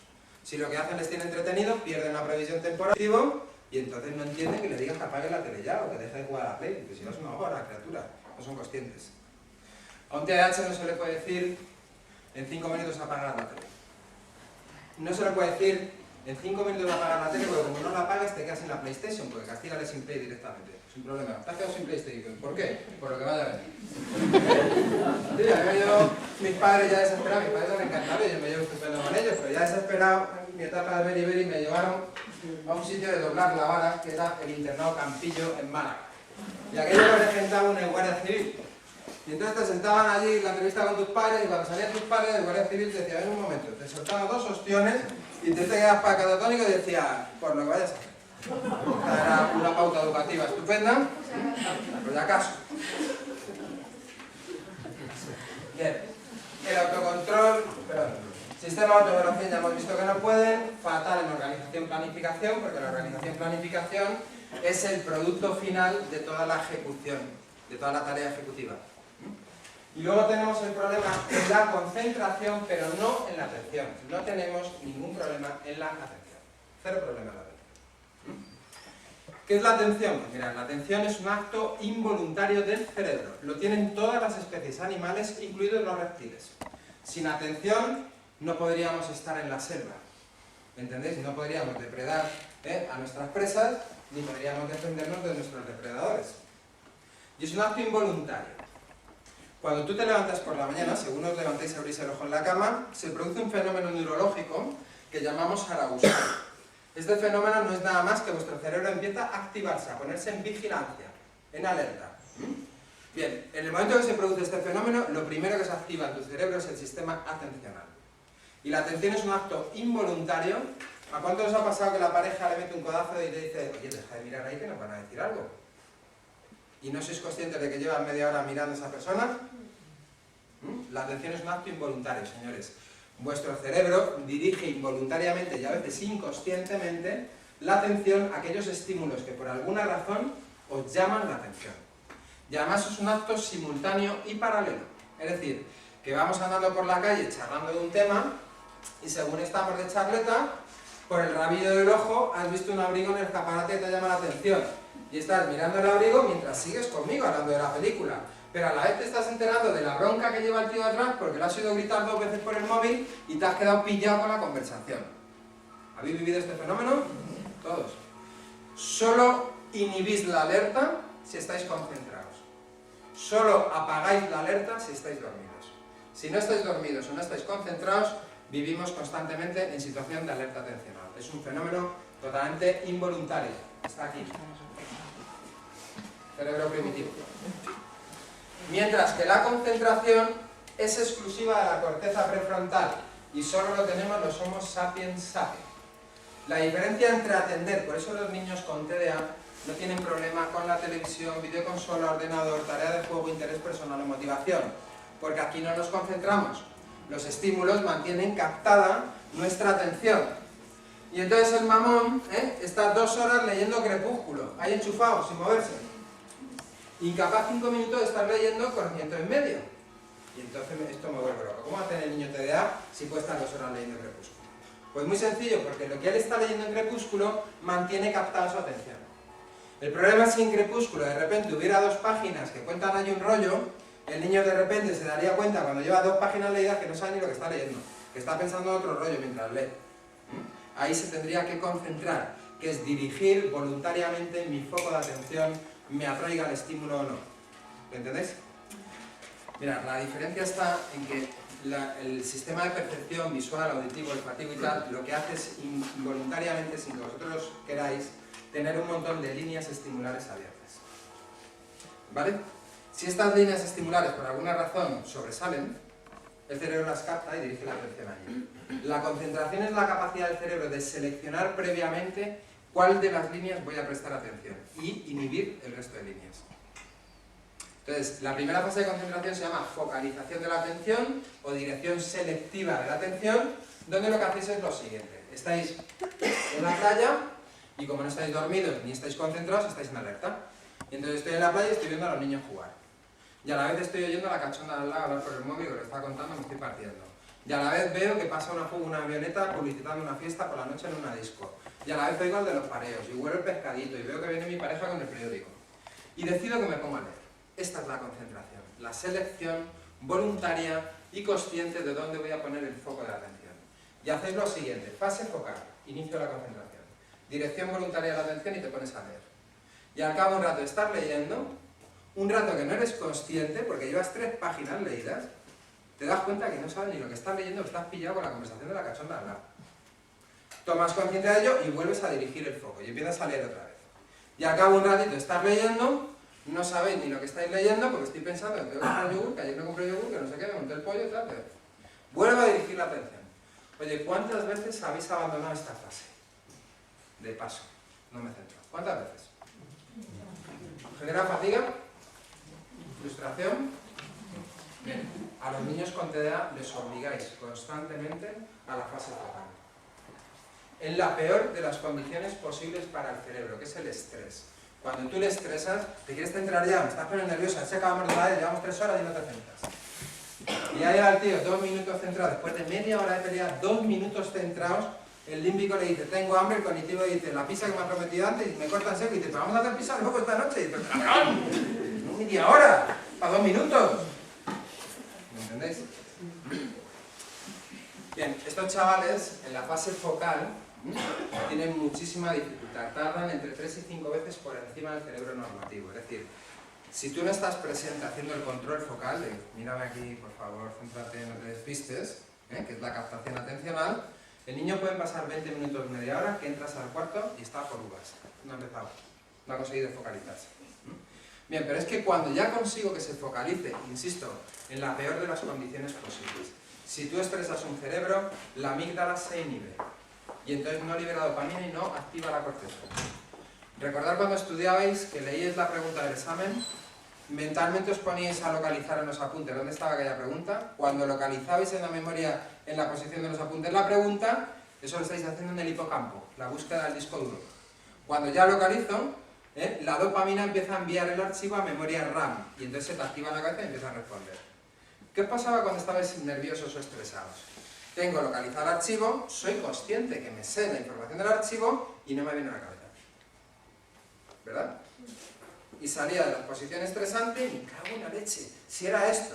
Cuando me relajo, la amígdala vuelve a su función normativa, empieza a liberar la dopamina y regulo otra vez la wifi. y activa la corteza. Con lo cual, si un niño con TDA tiene una afectación en la liberación dopaminérgica y yo le estreso, es decir, lo que hago es que entorpezco, contraigo su amígdala, lo que estoy generando es peor escenario neurocognitivo para él. Le dejo en bloqueo cognitivo, bloqueado, y empanado, mirándote, empanado, pero espabila, hijo. ¿Me entendéis?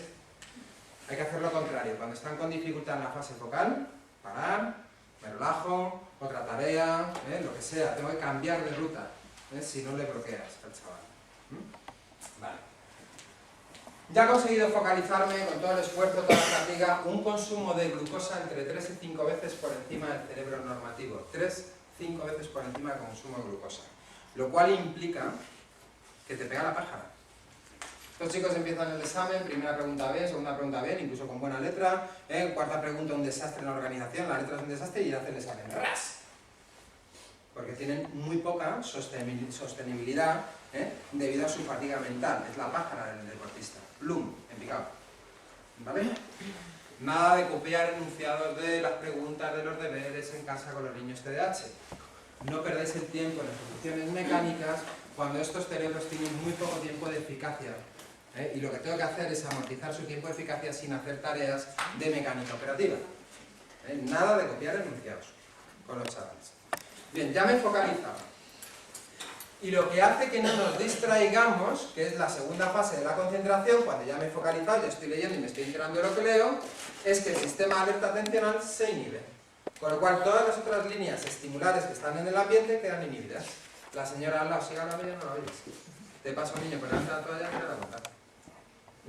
Bueno, pues ellos, con todo el coste que tiene focalizarse, entre el minuto 3, minuto 5, minuto 6, la alerta atencional se activa otra vez en procesamiento simultáneo de estímulo y se está enterando que papá tira de la cisterna, que ha entrado alguien por la puerta y la bronca que tiene el vecino. Una paliza para ellos. Cansancio tremendo. ¿Habéis entendido lo que es un TDAH? Es una disfunción cerebral, un fallo en las funciones cerebrales. En los varones va a ser más persistente porque nuestra corteza prefrontal termina su maduración entre los 25 y los 30 años. Mientras que las mujeres con 19 años ya estáis cuajadas frontalmente. Sí, por eso vais a notar siempre una diferencia en la maduración de un chico y una chica. Las chicas ya en la fase de bachillerato, veréis, que son más responsables, más organizadas, tienen su futuro ya más en la cabeza, lo que quieren estudiar, que no tan necesito selectividad, capacidad de sacrificio, esfuerzo, bla bla bla. Los chavales pues estamos todavía en bastante bebotes a nivel frontal. El varón es 25 a 30 años, finaliza el ciclo de maduración frontal y la mujer 19 años. Ahora bien, si tengo una niña hiperactiva, agárrate los machos, como sea hiperactiva con la H, porque claro, los factores de riesgo social son superiores a los del niño. Es decir, el niño se mosquea conmigo, me dice que se va a escapar de casa y la tiene chungo para escaparse. La niña con 14 años se ha echado un noviete magrebí que vive en 4 en un piso de alquiler sin control de adulto, se te escapa de casa y se te va a vivir con el novio y te has jodido. Pues no tienes nada que hacer porque por ley no podemos hacer nada. Si la niña TDAH, consideramos que tienen más factor de riesgo, el tema de los embarazos no deseados, por tanto, imagínate, se han tomado copitas, le están metiendo mano, el límbico disparado, el cognitivo ataca y el ejecutivo no está diciendo, la niña que está haciendo, que está arruinando la vida, que está, que no sé qué. Entonces, tienen más factor de riesgo las niñas. Los varones tienen factores de riesgo, cuanto más inteligentes son hiperactivos, más factor de riesgo tienen. Es la inteligencia al servicio del desparrame. Sin embargo, también es verdad que cuanta más capacidad intelectual, igual que es un factor de desprotección a nivel comportamental en la adolescencia, es un factor de protección más adelante o incluso para el tema de aprendizaje. ¿Más o menos hasta aquí bien? Bueno, ¿qué podemos hacer?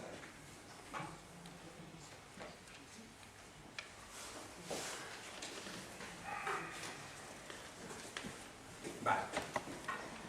Lo primero, si sois papás de niños hiperactivos, bueno, lo primero es que muchos que me habéis oído, estás en la cabeza, hostia, a ver si el mío lo tiene, porque todo está contando, le pasa al mío, y no sé qué. No, insisto, tiene que haber nivel de repercusión.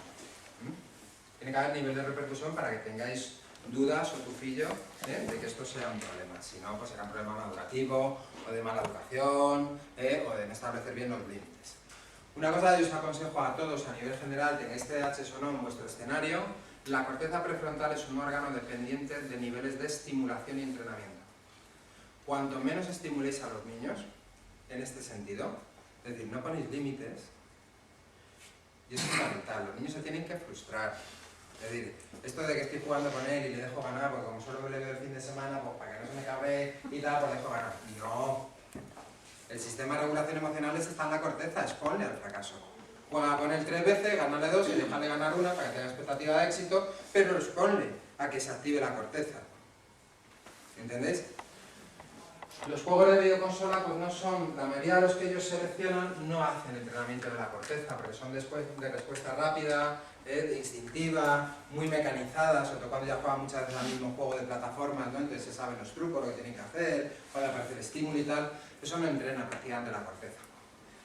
Entrena la corteza, el ajedrez, el parchís, el RIS, los juegos donde hay que tomar decisiones, inhibir, es decir, que si estoy jugando al rescate y me pillas el primero y estoy aquí jodido, esperando 20 minutos a que termine el rescate, función ejecutiva.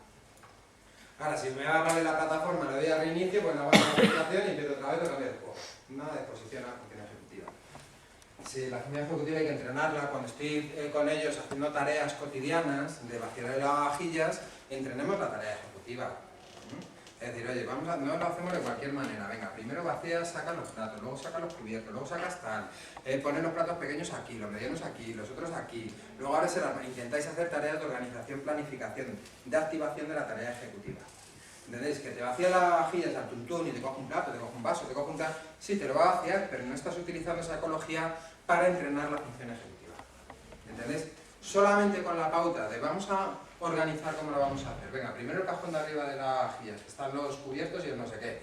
Cogemos los vasos, los ponemos aquí, los grandes, los pequeños, los tenemos ya preparados, abrimos el cajón, metemos primero esto. Todo eso, que puede parecer una chorrada, es entrenamiento de la función ejecutiva. El niño, al tener que seguir toda esa guía mental, e ir inhibiendo lo que le va diciendo el cerebro en función a la norma que tú le has dado, estás exponiendo la función ejecutiva. ¿Entendés? Hacer la cama, todo eso es una exposición fantástica para función ejecutiva. Bien. Papás de niños con TDAH. Si tú ves a un niño abriendo una puerta así, y aquello no se abre, y sigue así, y aquello no se abre, y tú le estás observando, y dices, pues te digo, gilipollas. No se da cuenta. Bien, pues papás, la metáfora es extrapolable. Os tiráis años con estos niños haciendo las mismas cosas para esperar resultados diferentes. Estudiando con ellos de la misma manera, con el mismo tipo de normas, con el mismo tipo de broncas, con el mismo tipo de castigos, haciendo lo mismo para esperar un resultado diferente. Eso es imposible, señores, por sentido común. Hay que cambiar fichas. Bien, ¿por qué os digo esto? Con los niños TDAH tenéis que intentar evitar el acceder a la información escolar a través de la lectoescritura, es decir, de la lectura. Y lo que tenemos que hacer es aportarles audiovisuales. Bien, lo podéis hacer utilizando tecnologías de tablet como el Explain Everything.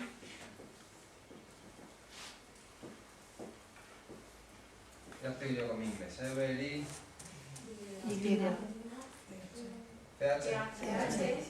Pero el inglés no es el inglés. Bueno, pues eso, Everything. Bien. Sí, Explain Everything es una app que te la puedes bajar en Android o en Apple. Tenéis gratuitas, Educa Creation es gratuita, Show Me, como suena, Show Me, enséñame, es gratuita. Estos son pizarras digitales para tablets. ¿Qué te permite esto? Que tú coges el libro de texto, conocimiento en medio, lo que sea, y entonces lo que vas haciendo es un vídeo tutorial a tu chaval. Es decir, coges ese resumen que tú le intentas hacer para que, como es un desastre, no hace el resumen, me ponga a leer con él, olvidaros de todo eso, es una pérdida de tiempo para ellos. Entonces yo cojo tema del relieve, el apartado número 1. y entonces le hago un resumen verbal. En esta tecnología el niño no te ve a ti físicamente, ¿vale? Sino que tú puedes coger una imagen de un mapa de España, y entonces, porque te interesa esa imagen para explicarle lo que le vas a explicar, entonces pongo la imagen en la pantalla, os permite ir construyendo la explicación con esquemas, con dibujos, con flechas, qué es lo que el niño está viendo, cómo se va construyendo ese esquema aquí, mientras te oye hablar y ve el video tutorial.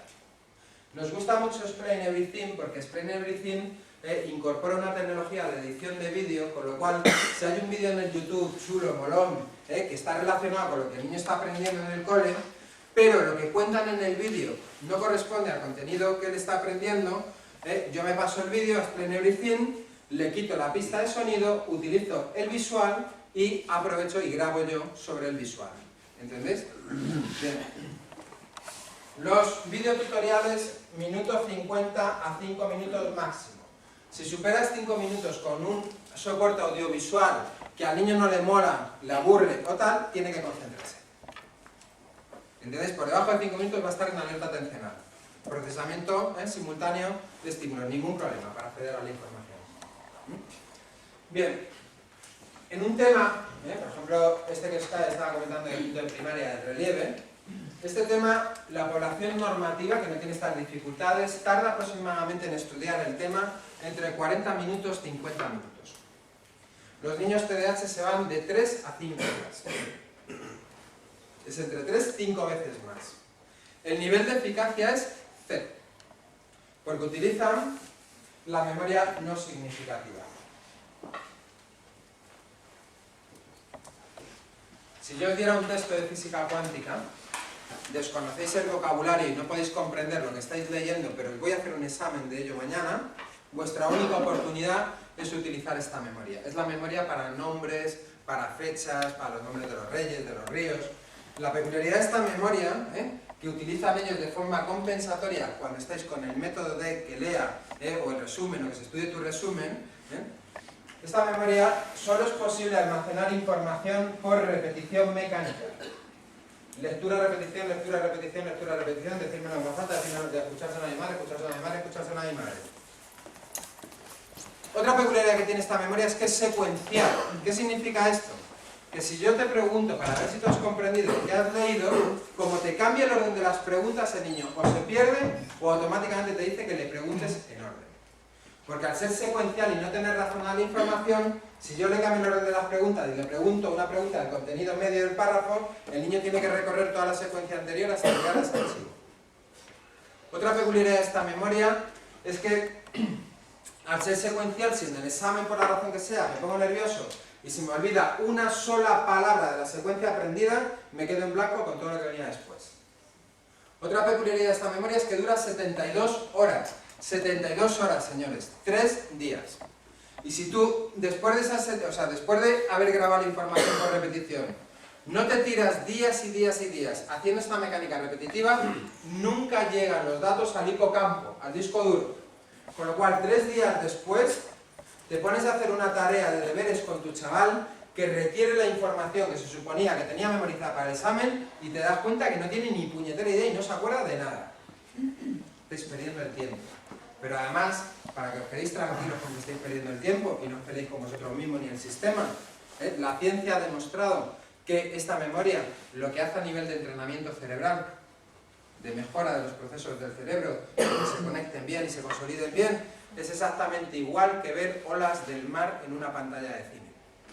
Así que si queréis estar de 3 a 5 horas viendo las demás en la pantalla de cine, con broncas, con disgustos, luego estando jodidos en la cena, o cuando nos tenemos que duchar, y encima que no haya valido para nada, y encima que el niño se lleve el sentimiento de fracaso y frustración, seguir abriendo la puerta pastelado, que la puerta es corredera.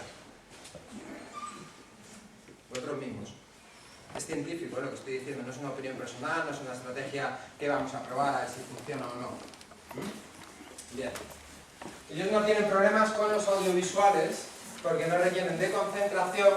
Las píldoras son de 1,5 minutos a 5 minutos, más que de sobra, en píldoras de 5 minutos para explicar el contenido de los apartados del tema. Cuando les hagáis los vídeos tienen que llevar una columna de cuando veas el vídeo tienes que estar muy atento a esta información, porque es la información relevante. Si el niño es TDAH, indico el minuto y el segundo donde va a aparecer la información en el vídeo. Minuto 1, segundo 2. Minuto 3, segundo 7. Y otra columna que es, cuando termina de ver el vídeo, tiene que ser capaz de responder a estas preguntas. Esto es para marcar su atención, llamar su atención a la información relevante, la puñetera negrita del libro. Y esto es para que el niño se autoevalúe. Bien, termino de ver el audiovisual, soy capaz de contestar estas dos preguntas, incapaz de contestar a esta pregunta. Esta pregunta tiene el indicador del minuto 1:02, se va al audiovisual, minuto 1:02, se lo activa y a seguir viendo el vídeo hasta que lo integre. ¿Lo entendéis? Bien, el tiempo medio de la adquisición de la información a través del audiovisual, del vídeo tutorial, en el niño normativo está entre 20 minutos y 25 minutos, casi la mitad del tiempo invertido en la otra manera de preparación del examen. El tiempo medio de los TDAH para hacer lo mismo es prácticamente igual al grupo normativo. Me voy de 3 a 5 horas a 40 minutos. Y además no trabajan con memoria no significativa. Otra cosa es que va a haber que entrenarles a la expresión escrita y organizar las ideas por escrito. Pero en esta fase lo que estoy interesado es que hayan razonado, comprendido y almacenado en el hipocampo la información. ¿Lo entendéis? ¿Son cosas diferentes? ¿Y eso se les olvida en 72 horas también o eso no? No, porque no trabajan a través de memorias no significativas. Trabajan a través de las memorias razonadas, la memoria RAM, la memoria operativa. Bien. Otra cosa es los deberes. Sí, bueno, Colbey es un cole con mucha formación en este sentido. La carga vertical de deberes, es decir, que el profe ha mandado 10 ejercicios de multiplicación, no vale para nada. Para nada. Científicamente demostrado. Estudios con más de 7.000 niños de experimentación con TDAH, por el doctor Lasser Barkley, que es el gurú de esta patología a nivel de investigación científica, demostrado que ni el cerebro del niño hiperactivo ni el cerebro normativo aprenden por repetición vertical. Es decir, tiene el mismo valor hacer 2 ejercicios de multiplicaciones hoy, 2 mañana, 2 mañana, 2 al otro, 2 al otro. ¿Lo entendéis? Nada de repeticiones verticales, ningún valor. Se genera un fenómeno parecido a... ¿Os acordáis cuando nos decían escribe 100 veces en clase no se habla? Todos habéis pasado por esta miseria, ¿no? Y todos hacíamos, en clase no se habla, en clase no se habla, en clase no se habla, y todos acabábamos,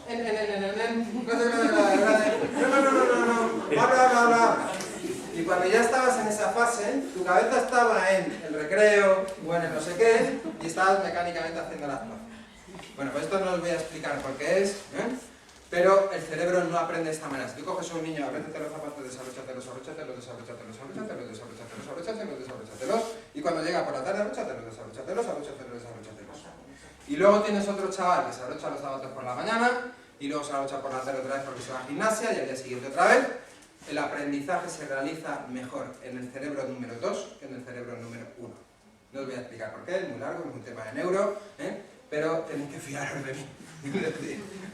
No es una opinión personal, está medido también. No tiene valor. Papás de niños hiperactivos.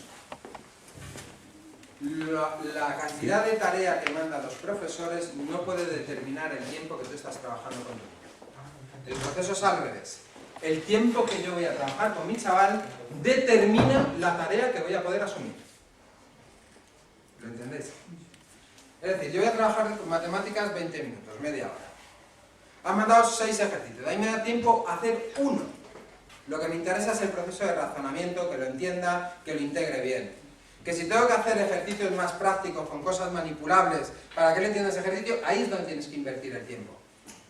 Se termina los 20 minutos, me da tiempo a hacer 1, a hacer puñetas todo lo demás. Hacerme caso, por favor. Hacer puñetas no tiene valor desde el punto de vista del entrenamiento neurocognitivo, ni el afianzamiento de los aprendizajes, ni la consolidación, ni el asentarse la información en el cerebro. Sino que produce mecánicas de aprendizaje que son memorísticas, que no son razonadas, que no se impregnan, para que vosotros lo entendáis, en el cerebro. Entonces, olvidaros de esta pauta. El tiempo de trabajo de un TDAH no está determinado por la carga que manda su profesorado, el tiempo de trabajo de un TDAH está determinado por el tiempo que yo planifico que voy a trabajar con él. Y lo que me dé tiempo a hacer en ese tiempo es lo que podemos hacer, le guste a quien le guste. No podéis ser cómplices de algo que la ciencia dice que es un error y que además nos repercute muy negativamente, porque has terminado las matemáticas y ese niño ya no tiene coco para ponerse a razonar lo que estamos haciendo de sintaxis. Y te tiras con el chaval hasta las 9 de la noche sin haber conseguido nada, deteriorando tu relación vincular, generando en el niño sentimiento de incapacidad y construyendo una autoestima de miseria. Y señores, que os quede muy claro, en el siglo XXI la calidad de vida de las personas ya no tiene relación con el nivel de formación formal que tenemos. Tampoco lo digo yo, está estudiado en sociología. La calidad de vida que tienen las personas del siglo XXI, es decir, la capacidad de producción de riqueza, las relaciones que genera con su entorno, su estado de ánimo y tal, depende de su autoestima. Y no de su nivel de formación formal. ¿Lo entendéis esto bien? Otra cosa que yo os aconsejo a nivel personal y por la experiencia que hemos tenido en el tratamiento de estos chavales, yo llevo 20 años trabajando con estos fieras. Yo quería ser escalador y pintor. Lo que me gustaba era pintar y escalar. Ahora no sé cómo coño me gana la vida, pero seguro me lo he ganado. Yo tengo una cosa muy clara, porque yo he sido un auténtico base. El mensaje siempre era: hijo, esto no tiene nada que ver con lo que yo te quiero y con lo que tú eres como persona. Ahora bien, eres un cabronazo. Y empieza la crítica, pero primero dejando inmutable el afecto. El problema en TDAH es que los papás de TDAH, aquí tienes mi afecto si cumples con mi expectativa y aquí te retiro mi afecto si no cumples con mi expectativa. Y me tiro 3 días mosqueado contigo sin hablarte por la que me hiciste el viernes. Y de mala cara. ¿Entendéis? Eso es inmutable. El afecto es inmutable, no está en tela de juicio nunca. Igual que hay que utilizar técnicas de asertividad para comunicar las situaciones críticas. Asertividad, el bocadillo. Voy a no ser asertivo. A ver, guapito, si no te olvidas de llevarte esto como ayer, que me tienes ya un poquito fino. Eso es no ser asertivo. Le estoy haciendo la crítica, lo que quiero que haga, pero ya lo estoy penalizando. Y ya le estoy diciendo cuál es mi desencuentro con él. Ahora voy a ser asertivo. ¿Cómo te llamas? José Luis. Oye, José, que nos conocemos, macho, que eres un desastre como yo, se te va la pinza que no veas. Mañana no se te puede olvidar esto, es fundamental. Así que, tío, no pasa nada, si quieres yo te ayudo y te lo recuerdo. Esto es asertividad, es la técnica del bocadillo. Pan de arriba del bocadillo, un comentario amable, cómplice. Si puedo bromear y vacilar, mejor que mejor. José, tío, que nos conocemos, que eres un... se te olvida todo, tronco, que no sé qué. En amable, no en crítica. Ahora meto el punto crítico. Tío, pues esto no se nos puede olvidar mañana porque es fundamental para tal. Y ahora cierro el bocadillo. Tío, como nos conocemos, si tú quieres que yo te lo recuerde otra vez o que te ayude de alguna manera, dímelo y yo te lo recuerdo, que no pasa nada. ¿Entendéis? Mientras que de la otra manera el niño ya no quiere tu ayuda. El nivel de capacidad de filtrar esa información es mínima. Y le estás criticando antes del error. Con lo cual no hay expectativa de éxito. Ya acepta el error. Si no esperáis otra cosa de él. ¿Lo entendéis? ¿Dónde voy? Otra cosa que os aconsejo, sobre todo a los padres varones, los consejos son para que uno os haga con ellos que vean. Una cosa muy perversa que nos está ocurriendo con los padres varones es que con nuestra dinámica social, familiar, las madres se dedican a la brega. A la brega, a los deberes, a la merienda, a la ducha, no sé qué, no sé cuántos. Y los padres, por temas laborales, están más periféricos a esas situaciones. Además hay una situación que biológicamente es natural, y es que las hembras estáis diseñadas para el cuidado de los cachorros. Me explico.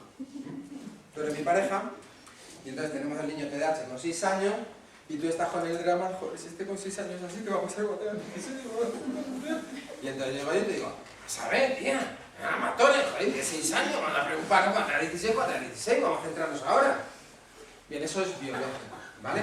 Genéticamente, las hembras de los mamíferos están diseñadas para la crianza. Dependiendo de la especie, 3 años, 7 años, tal. Los machos plantamos la semilla y a lo nuestro. ¿Qué quiere decir? Que neurobiológicamente tenéis en el código genético una información que os hace anticipar el futuro del cachorro, con lo cual es normal que la mujer, ante el acontecimiento presente, haga una proyección al futuro. Pero también, mujeres, tenéis que entender que el varón no tenemos esto en nuestro código genético, y ante una situación del presente no estoy proyectando el futuro, te voy a decir que tranquila, joder, 16 años, que porque vas a anticipar que esto va a ser un fracaso en bachillerato, que no sé cuándo, no entréis en ese desencuentro. Pero entenderos una parte y la otra parte porque es así, es biológico, que eso ocurre. Pero a lo que vamos en la situación perversa. La situación perversa lo que vamos es que muchas veces el papá está periférico por temas laborales, por otros rollos, porque cuando está el fin de semana, pues bueno, pues nos dedicamos a cosas que no son tan puñeteras y de tanto conflicto, o porque cuando el padre llega ya por la noche, pues para no generar conflicto, pues el padre tiene un ratito más de asueto, pero no se tiene que encargar de historias. ¿Y qué es lo que sucede? Que cuando llegan a la adolescencia estos niños ya con mucho deterioro, las madres solicitan a los padres intervención porque ya no pueden más. Y entonces el padre, que ha estado periférico, de repente aparece como un agente fiscalizador. Y aparece en escenario como agente fiscalizador, de control, de macho alfa. ¿Lo entendéis? Bien, y eso es peligrosísimo porque es una fase muy importante a nivel vincular, del vínculo afectivo. Están en plena etapa de la identificación personal, con lo cual papá y mamá ya no sois guays, ni estupendos, ni maravillosos. Su mundo son sus colegas. La influencia la tienen los colegas. Y como rompáis ahí el vínculo, lo tenéis jodido. ¿Entendéis? Es decir, que cuidado con los papás con el parecer en escena como agentes fiscalizadores y agentes policiales. Tu madre hablas así, a mí, a ver si me contestas a mí así, Yo mi consejo es que no lo hagáis. Es decir, que hay que tener tiempos con ellos, que para mí me parece muy importante, ¿no? Tener petit comité, fuera de la zona de conflicto, petit comité, pues que yo soy el papá y el sábado por la mañana me voy con él a jugar al pádel o a algo que a él le mole, o nos vamos a lo que sea, ¿no? Y es un espacio donde estoy con él a solas, fuera de zona de conflicto. Lo que no vale es irme a caballo, al pádel, a montar en bici juntos, a desayunar juntos mientras como el periódico y aprovechar el escenario de zona fuera de conflicto para estar. Pero a ver, hijo, pero tú no entiendes lo que ocurrió ayer, pero tú no es que tu madre tal. No es esto. Ellos viven en zona de conflicto todo el rato. Necesitamos espacios institucionalizados donde no haya zona de conflicto. ¿Vale? Otra cosa que también os aconsejo es que las mamás necesitáis descansar, es fundamental, descansar. Y descansar implica que me voy a la peluquería, me voy al gimnasio del ayuntamiento, me voy a no sé qué, a descansar, a desconectar. No a descansar de que el papá se lleva al niño y yo se aprovecho para hacer la limpieza de casa. No, eso no es descansar. Cuando las mamás quedáis entre mamás, entonces otro fenómeno biológico muy habitual, que si es un grupo de mujeres, el 80 y tantos % de las conversaciones tienen que ver con los puñeteros niños, y si el niño tiene conflicto ya ni te cuento. Y si el hijo de la vecina es maravilloso y fantástico y el mío es lo que es, pues encima sufro más. No, tampoco hablamos de eso.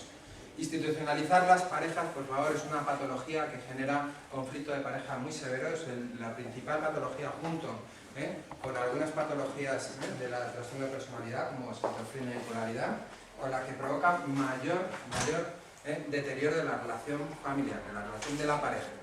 Institucionalizar la relación de pareja, por favor. Es decir, institucionalizar la relación de pareja es que aquí nosotros los jueves nos vamos a los bailes de salón, a lo que puñetera sea, a vernos un cine porque nos encanta, a tomarnos una copa, a quedar con amigos y da igual el niño. Y si tengo que quemar escenarios, los quemas. Es decir, 3 meses en la ludoteca del ayuntamiento los sábados por la mañana. A los 3 meses me dice la tipa de la ludoteca, por favor no traiga más, porque no puedo trabajar con los otros niños. Puta madre, ya que más el torno, ahora me voy a la parroquia. No soy religioso, me voy a la parroquia, a ver qué coño hay allí en la parroquia los sábados por la mañana. ¿Qué es buen escenario? Puta madre, no pasa nada.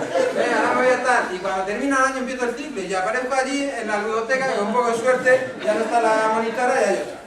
Sí, hacerme caso, por favor. Es decir, institucionalizar el tiempo de la pareja.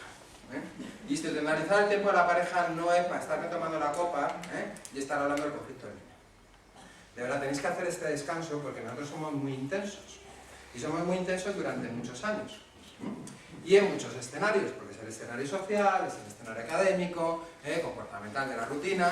Entonces tenéis que ser inteligentes, por favor, y descontextualizar. Poner las cosas en cajas. Es decir, que seamos un fracaso escolar no implica que seamos un fracaso a nivel personal. Es decir, que si a mí me van mal en los estudios y un desastre en los estudios, no saquemos la mierda de la caja académica para lo demás. Porque a lo mejor es un tío cojonudo en otras cosas y se lo tengo que potenciar. Y a mí me encantaría jugar al fútbol, pero al tío mariquita lo que gusta es el ballet. Pues cojonudo el ballet. Sí. Cojonudo el ballet. ¿Entendéis? Porque hay que alimentar su autoestima. Y tienen que tener escenarios de éxito porque de verdad el desarrollo personal va a estar muy dependiente de nuestro nivel de autoestima, mucho más que del nivel de formación. Es siglo XXI, la formación es muy relativa, de verdad, porque tienen formaciones muy básicas, luego en el ámbito profesional es donde realmente ellos se van a formar y son muy buenos trabajando, son gente espectacularmente buena trabajando, son muy obsesivos en el trabajo, son muy currantes, lo que pasa es que hay que superar el tsunami de la etapa adolescente, fundamentalmente. ¿Vale? Sí, bueno, en varones la cosa se puede prolongar, pero lo normal es que se produzca un cambio, si la cosa ha ido bien, es decir, si tenemos una buena relación con él, si no ha habido mucho deterioro conductual y tal, entre los 19 y 20 años la cosa cambia mucho, hay mucho cambio de chip. Si tiene suerte y se enrolla con una chavala que es un buen ascendente, incluso a lo mejor antes. Pero sí, por ahí más o menos empieza a venir el cambio, 20, 21, 22 años. Si la cosa está muy mal llevada, ya da igual el TDAH, porque lo que tienes, el TDAH ya es secundario.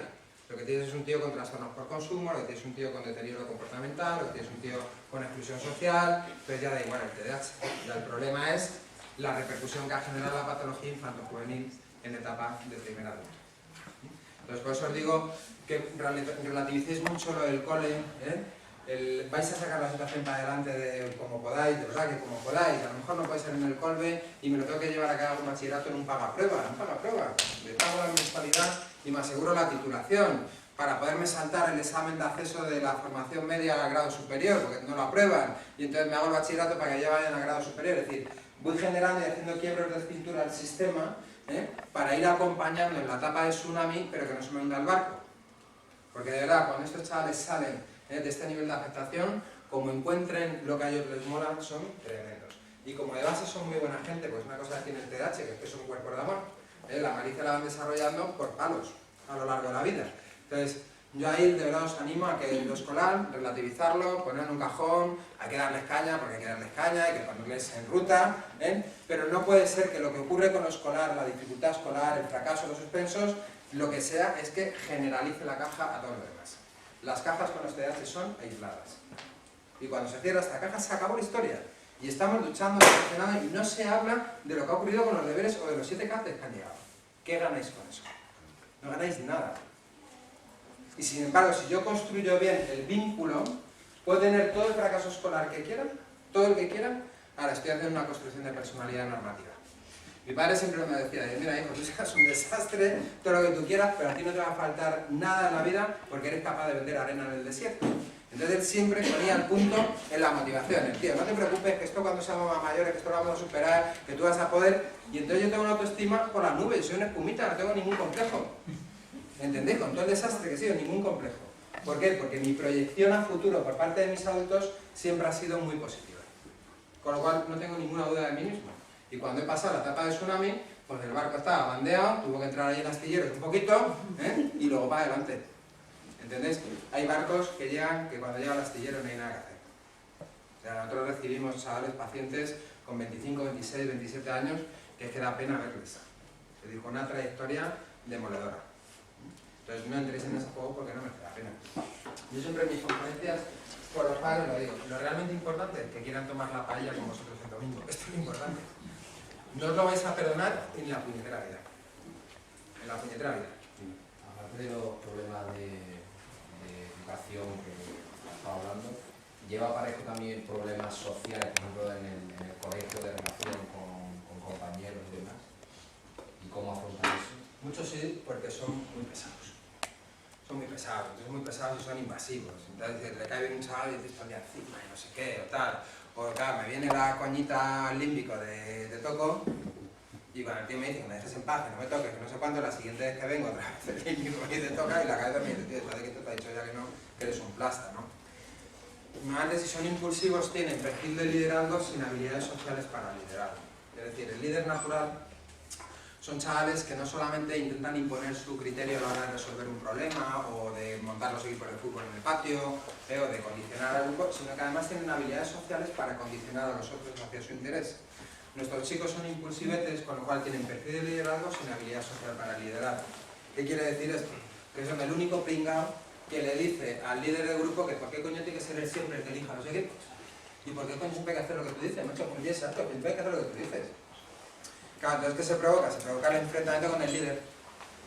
¿Qué pasa en el enfrentamiento con el líder? Que como no tiene una habilidad social para condicionar al grupo, el grupo se posiciona con el líder. Y entonces van excluyendo a los nuestros. Luego, tienen pocas habilidades muchas veces para los deportes, pero por despiste. Es decir, los nuestros acaban siendo futbolistas la mayoría. O sea, porteros la mayoría. Claro, pues son como Forrest Gump, tiran la esta y para adelante y no se fijan y tal, ¿no? Entonces, y cuando son porteros, yo siempre pregunto, que esto lo he visto, ¿no? Está el juego allí y está mi TDAH de portero mirando las hormigas con la bola no sé qué, ¡ay! Y es al menos de vaya, tío. Pero luego los porteros son muy buenos, por ejemplo, son muy impulsivos, y reaccionan a los estímulos, no tienen miedo, no se plantean que me dan el balonazo en la cara, pues son capullos, salen corriendo, ¡venga! Lo que haga falta. O sea, tienen valores muy positivos, en eso sí les... Pues es verdad que muchos tienen problemas de habilidad social por eso, son muy pesados, son invasivos, incluso físicamente, encima, hijo, deja un ratito, ya, tal. Y luego, pues son chavales, pues eso, que no manejan bien las reglas sociales, por lo menos durante un tiempo. Al final con TDAH la clave es el entrenamiento de los padres en profesionalización, lo cual es dificilísimo porque es adquirir competencia de experto siendo su padre y su madre, es complicadísimo. Porque tú vas a aprender lo que te tenemos que enseñar y las técnicas y el porqué y lo vas a razonar, pero claro, en el fragor de la batalla tú tienes emociones que yo no tengo. Es decir, que te pones a trabajar deberes con el zornocotropo, el hijo de tu vecino y tienes la paciencia del santo Job. Y encima dices, pobrecillo, pues un tío es majete. Ah, bien, es tu hijo, el que comete la mitad de errores, el zornocotropo del vecino y el segundo está que te lo comes. Porque es tu hijo. Y ahí hay una emoción que me pone nervioso. Entonces es más difícil. Habilidades sociales con ellos tenemos muy poco éxito hasta que no llegan a la primera etapa de adolescencia, muy poco éxito. Porque claro, tú les enseñas todas las técnicas, y sobre todo ellos son impulsivos, ¿no? Les enseñas todas las técnicas y tal, pero el problema es que cuando estoy en situación real, no me viene a la cabeza todo lo que me enseña mi terapeuta, lo que me tengo que poner a hacer. Y empiezan a ser eficaces. En niños desatentos sin impulsividad se pueden trabajar habilidades sociales desde pequeños, las integran muy bien y mejoran bastante. Pero en niños impulsivos estamos fracasando con los programas de habilidad social por el tema de impulsividad, no integran. O sea, han entendido todo, saben hacer las dinámicas bajo supervisión, pero en situación real vuelven a meter la pata. Les estamos entrenando a partir de los 13-14, que aquí ya sí empezamos a tener éxito. Luego muchos de ellos requieren entrenamiento neurocognitivo porque son disléxicos o porque ya han provocado mucho retraso a nivel operativo en su cerebro, porque el cerebro trabaja poco y mal. Entonces hay que estimularles. Entonces, bueno, la intervención en hiperactividad es farmacológica para la regulación de la wifi. Si son desatentos, muchos de ellos no requieren otra medida terapéutica durante muchos años porque van funcionando en el cole y no tienen problema social ni comportamental. Si son niños ya con un problema comportamental, la medicación va a ayudar, pero normalmente se requieren otro tipo de terapias también de tipo conductual con las familias, sobre todo, más que con el propio niño. Luego, la tarea psicopedagógica pues depende de si hay problemas o no. A veces hay que estimularles, pero a veces no, o trabajar específicamente en algunas áreas, no en todos los momentos de la escolarización. Son niños que entran y salen del proceso de entrenamiento terapéutico a lo largo de su desarrollo. Y muchas veces una cosa que los papás no hacéis es entender que el cuidado lo tienes que tener tú. O sea, me explico. Cuando una mamá está entrando en proceso depresivo, que lo saben además cuando están en proceso depresivo, pérdida de la libido, apatía, sentimiento de tristeza cronificado, o sea, son sentimientos que están muy claros y que uno los va identificando, ¿no? Las mamás son muy resistentes a ponerse en terapia. O sea, si tú tienes que ser el cuidador de un paciente oncológico, más vale que vayas a las unidades de apoyo. Sobre todo si ese paciente va a vivir 3-4 años jodido, luego si te tienes que encargar a una persona con Alzheimer, tal, eso es un deterioro para el cuidador del que tiene la patología brutal. Si tú te deterioras, no puedes manejar esta patología. Y si tú estás mal, el niño te va a comer porque no puedes entrar en la lucha. Y entonces la tendencia va a ser huida de habitación, que haga lo que quiera, no entra en conflicto, ahora no me apetece entrar otra vez en un rollo, venga, que tenemos tranquilos, que no quieres cenar una tortilla, pero por favor no te pelees, venga, si la hago la tortilla, ¿qué más nos da? Entonces en eso no podéis entrar porque ahí se produce un deterioro muy serio. Es decir, estos niños pueden comerse el terreno familiar, niños de estos del hermano mayor. Y es por un problema de establecimiento de límites. Entonces, bueno, yo siempre os aconsejo que os pongáis en manos de gente que sabe de TDAH, da igual que sea psicólogo o tal, que sepan de TDAH. Gente que tenga experiencia con el tratamiento de familias con este problema y niños con este problema, porque Tú puedes ser psicólogo y no tener ni puñetera idea de esto, puedes ser psiquiatra y no tener ni idea de esto. Hay que buscar gente que se relacione con la patología por una cuestión de experiencia y de recursos. Luego tenéis que, una cosa que os cuesta mucho es manteneros vinculados a tratamiento. Esto os cuesta un huevo. La adherencia terapéutica, ¿por qué? Porque parece que funciona, tenemos un año bueno, al año siguiente cambia el tutor, se va todo a hacer puñetas otra vez, estoy en el punto de partida y la terapia no funciona.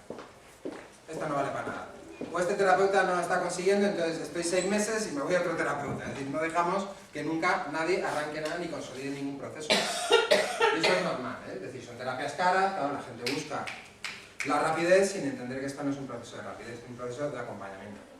De acompañamiento, asesoramiento, de reflotar el barco, de intentar evitar que entre la tormenta, cuando entra la tormenta. Eso es un proceso complicado, que no es como reeducar a un disléxico que en 2 años te lo tengo reeducado y empieza a estar enchufado en el cole y joder, pues hecho de puta madre y el centro este es cojonudo. Pues no, TDAH es un proceso de muchos años, con muchos altibajos, es una patología dinámica, porque al ser una patología del lóbulo frontal y el lóbulo frontal estar en evolución hasta los 20 y tantos años, la patología es dinámica.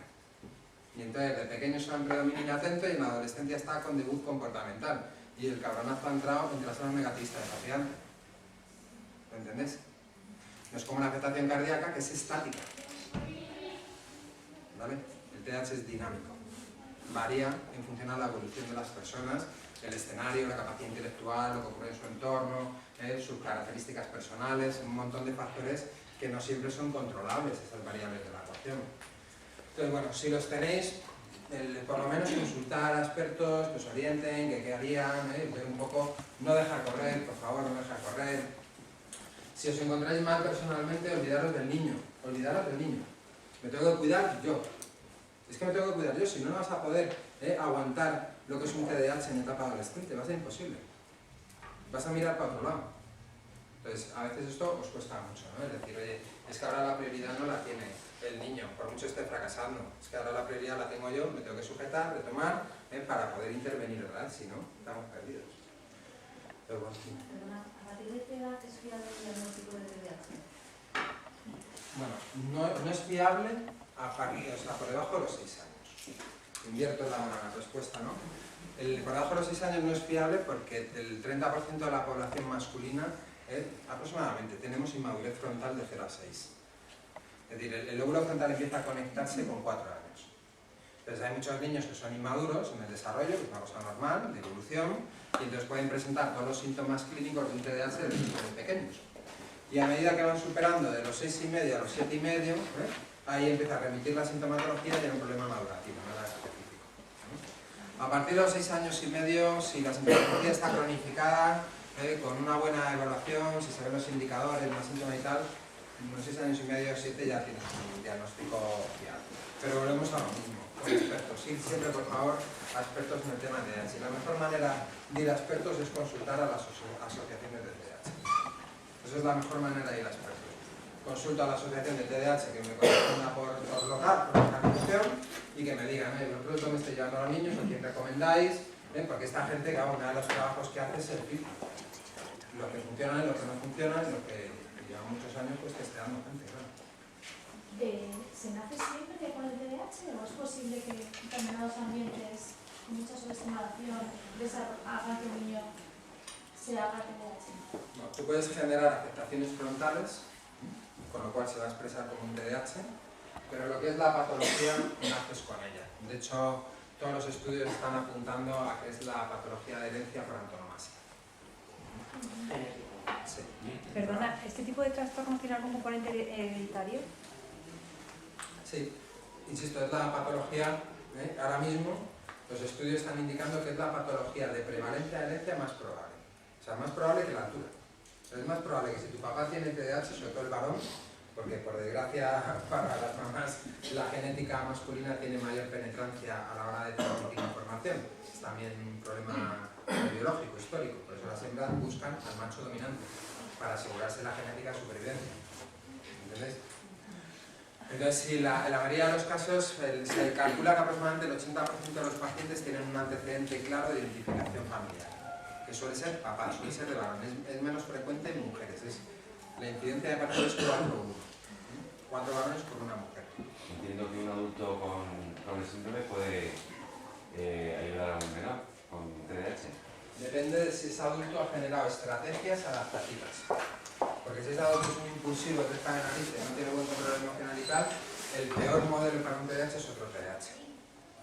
Entonces, claro, si yo soy muy impulsivete, muy nervioso, el niño a la niña le ponen una moto y entonces lleva 4 voces, grito, le pego un azote, pero sin embargo, si un TDAH tiene buenas estrategias adaptativas, normalmente los TDAH, de hecho muchos terapeutas que nos dedicamos al TDAH venimos de la afectación.